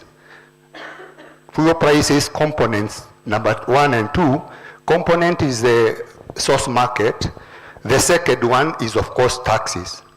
So me going to the village to do agriculture is impossible. So I want us to start finding out, and FSD will help me here, to what extent are remittances that come to the village contribute to agriculture? And that is, to me, this is an agricultural country.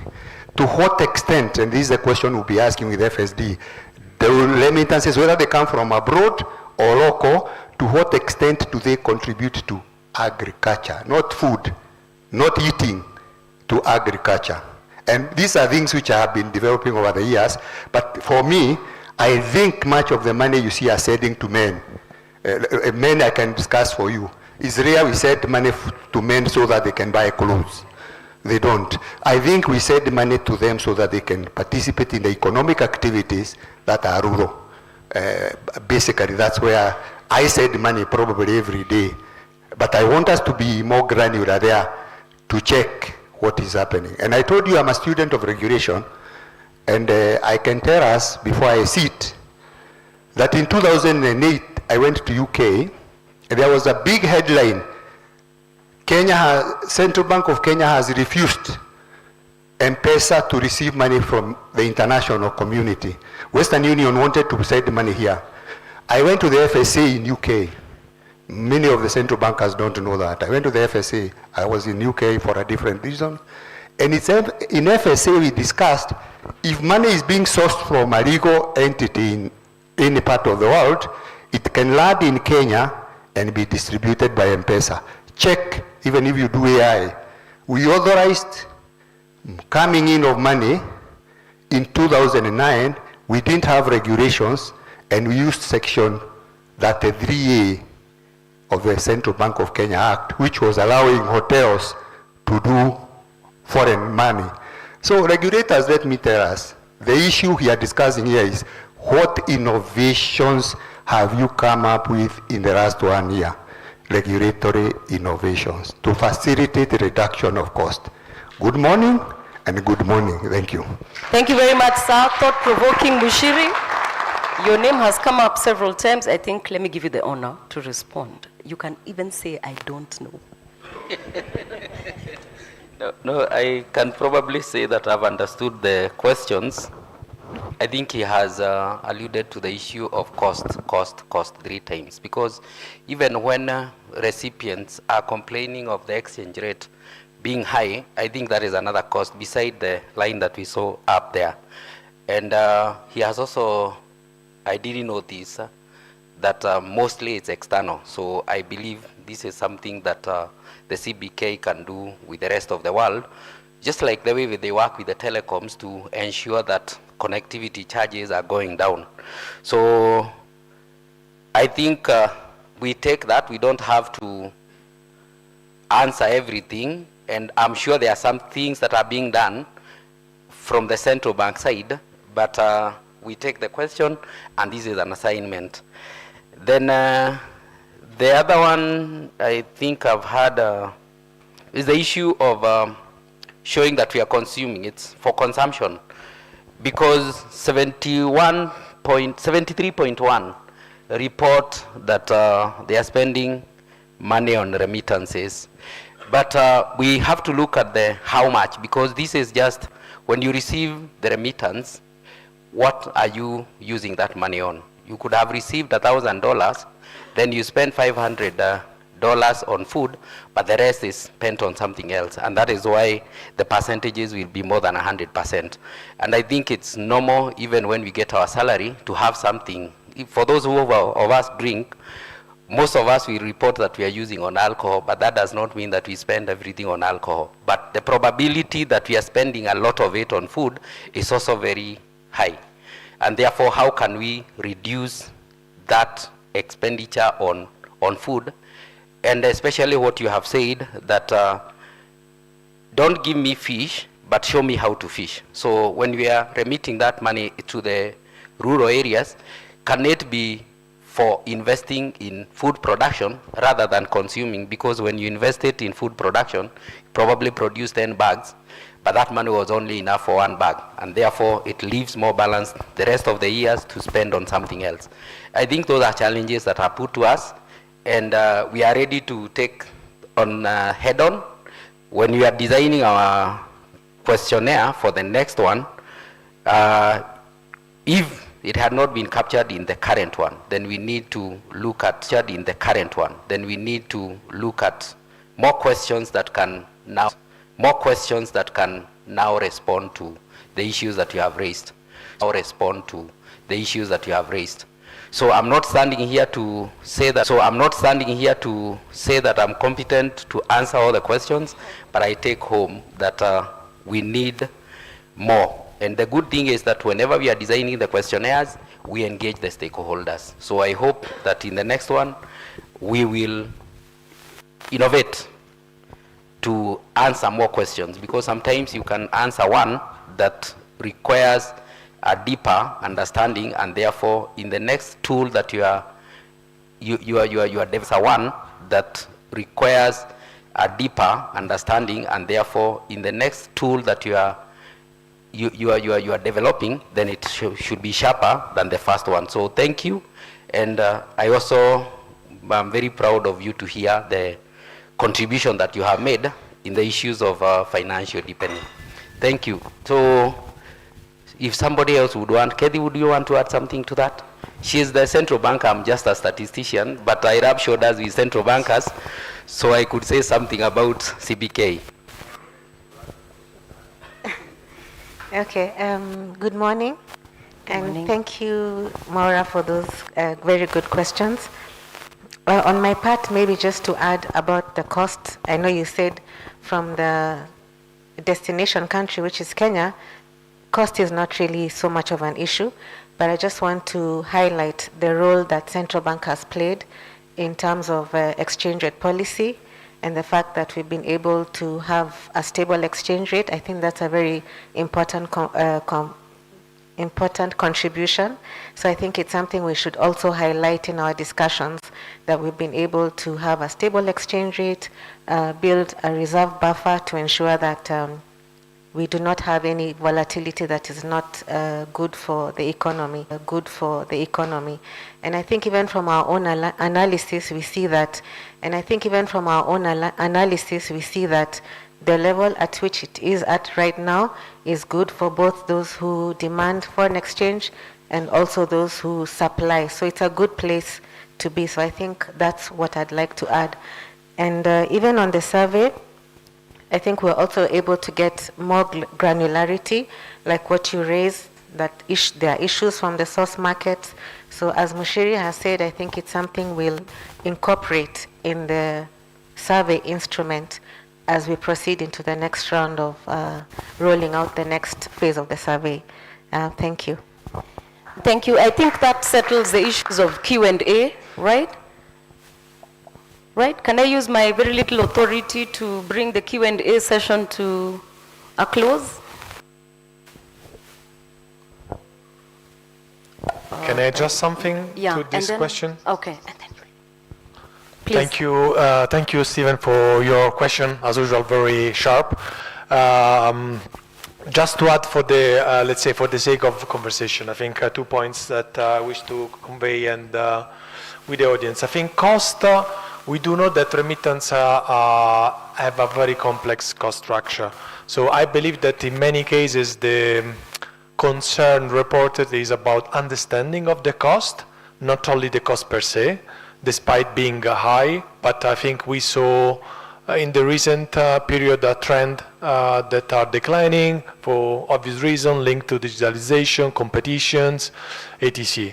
So I think it should be also maybe included in the next survey, as it is included in the FinAccess, capacity of understanding the remittance cost, number one. And number two, of course, I think regulators at large could innovate and enhance the disclosure of this rate in a way or another, because again, it's really important, otherwise there is uncertainty and it's easy to say it's costly. I think we should equip the consumers with better information as part of financial literacy effort, etc. The other point I think is very keen regarding if these people are buying or growing food. I think it's definitely a point taken that will also internalize within the IFAD FFR team. I think it's very important, but I think it's already a good point for private sector entities that handle remittances, that they might test, with their consumers, with their clients, if they wish to invest in some food production. I think it's a good point. So well taken. And maybe lastly, on the three organizations that have conducted the survey, if you do have any plan to run a next cycle in 3-5 years, if there is any plan for having a follow-up. Thank you.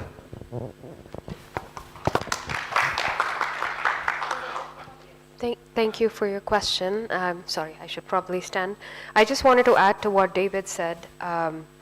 It is important, and at this point in juncture, to open the black box and say what are the drivers of the cost. Everyone keeps saying, oh, it's compliance cost. We need to know what percentage of that cost driver is actually compliance. Everyone says interoperability is a solution, but interoperability is local. So are you talking about FX margins? Are you talking about the fact that mobile money channels don't have correspondent bank relationships? What exactly is the bottleneck is a discussion that needs to happen. The other thing that it has happened is that in multiple African countries, there's not enough real competition. There seems to be an implicit cartel around pricing. I'm sorry for using that word, but I have worked in multiple countries, and in some countries that is true. Maybe not so much in Kenya. So the fact that Kenya passed the virtual assets bill can also be an opportunity. We can say, what if we just pegged it to a stable coin and then just reduced and dropped the price? So maybe the competition forces and effects can come from a different field.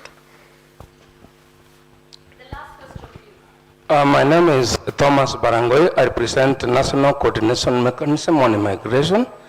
I could have been very unhappy if the session ended without this question. Now, the migrants, not all of them do flashy, well-paying jobs. Some do very difficult jobs, but they send money to Kenya or back in their origin country. This money, as you have seen, is more than what we receive from development partners. Now, what are we doing as the government? I also represent the government. What are we doing so that we incentivize those who send money to send more? Are we doing anything, or we want them to send money, and that's? I hope someone will help me, maybe Director Mshiri.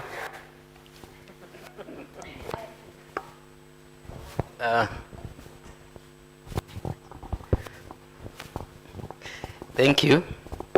I get the question is that the sacrifice that somebody who is probably in a place like Saudi Arabia, knowing the kind of jobs that they got to do, the sacrifices that they are making, and yet their contribution in terms of the money that is remitted to Kenya is much more than the development partner. Is there an incentive that the government can make to increase, or maybe like even pay back?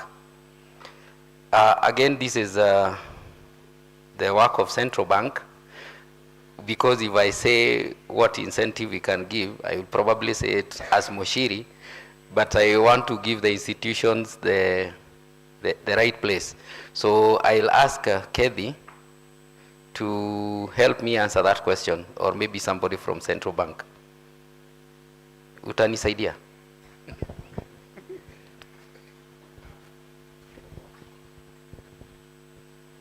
Okay, maybe I don't have all the answers, but I think from our side, I think, as I said, one of the incentives is also in terms of maintaining stability. I know this is really boring, but in terms of maintaining macro stability, that's one key factor. And besides that, we've also rolled out a framework where people can also invest and get good returns in terms of the government securities market. So I'd say those are some of the initiatives we've undertaken, but I think maybe there's more that can be done. I think, Rashmi, you wanted to chip in? Yeah. Just to add to that point, so first and foremost, I think the best way to look at it is that migrant workers are not one big homogeneous group.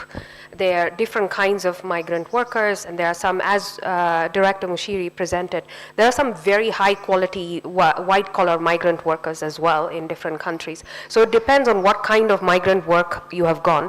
It tells you two things. Who are you sending money? What are you sending money for? If you're sending it to a rural village for consumption smoothing, then that's not really investing, that's not sending back into the economy, that's not compounding, multiplying, etc. But if you look at the data and you look at the urban figures that the data has gone into, then you'll realize that there's actually very interesting family effects.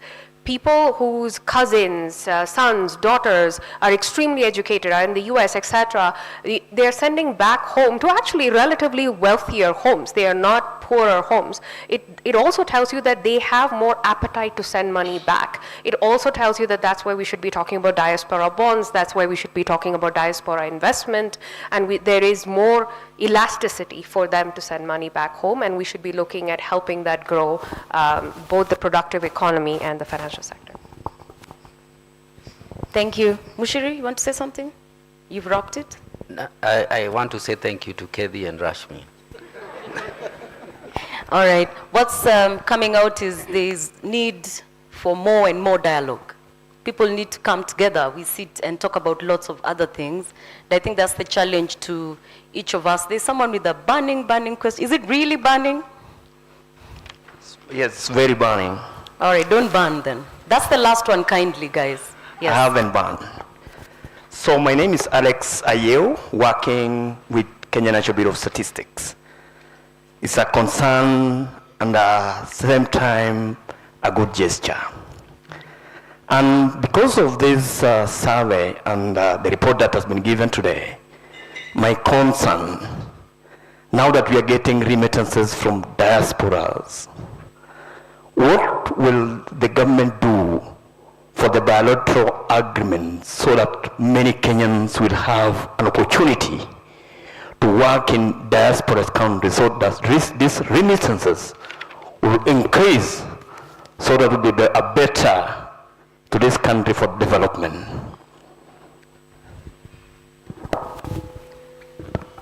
Thank you.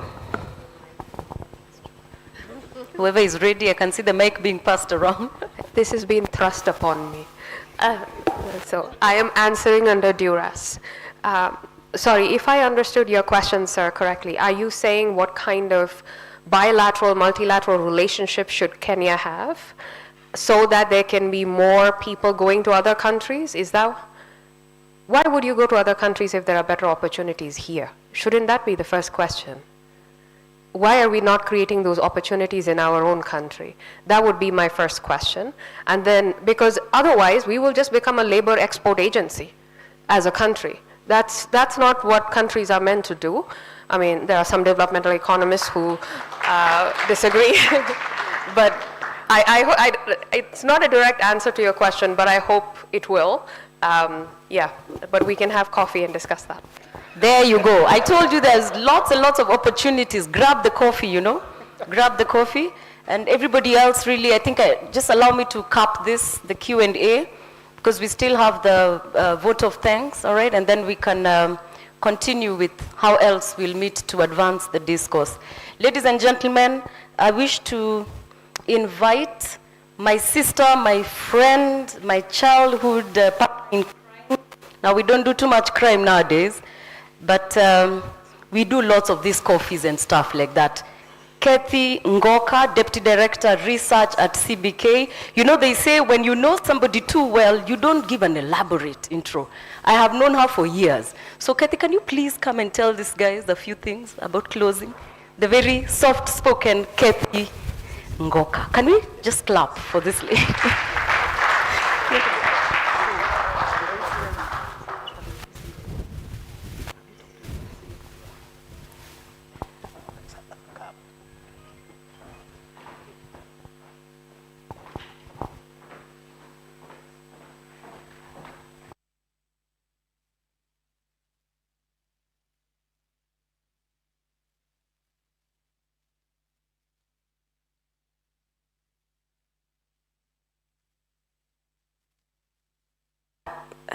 Speaker, generally, As Katunge has said, I've known her for long. And when people came here, they were saying they are fluent in French, fluent in Spanish. I can also say I'm fluent in English and Kiswahili. So I just want to say thank you. First of all, to thank all institutions presented here, CBK, FSD Kenya, IFAD, Immigration, State Department. So I really just want to thank you for being able to come for this first ever. So I must say this is very also close to my heart. This is the first ever Remittances household survey, and this is also my third International Day of Family Remittances. I've been able to participate in the other ones, so I also want to say I'm privileged to be here with you.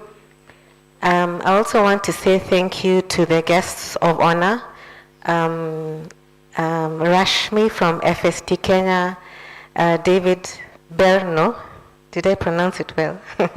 From IFAD, and also my own director from the Central Bank of Kenya.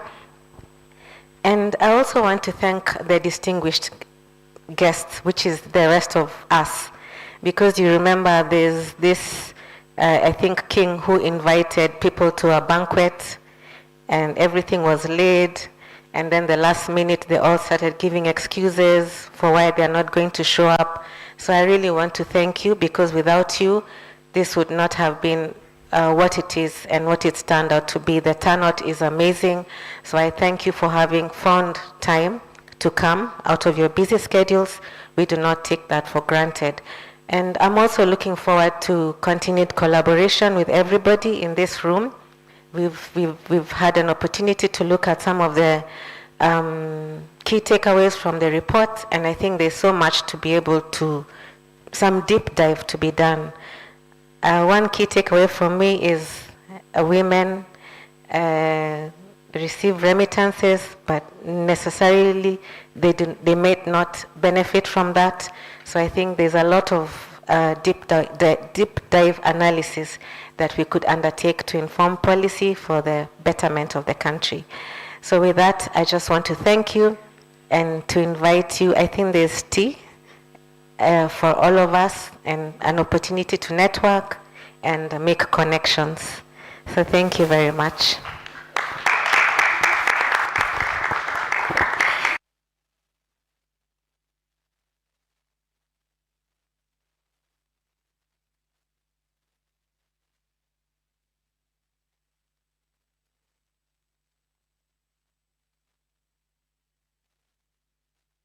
You on matters, remittances, movies, music, art, masonry, and the World Cup. Thank you very much. My name is Katunge Kiilu, and I wouldn't have this any other way. May the good Lord bless you all and keep you. Asanteni sana.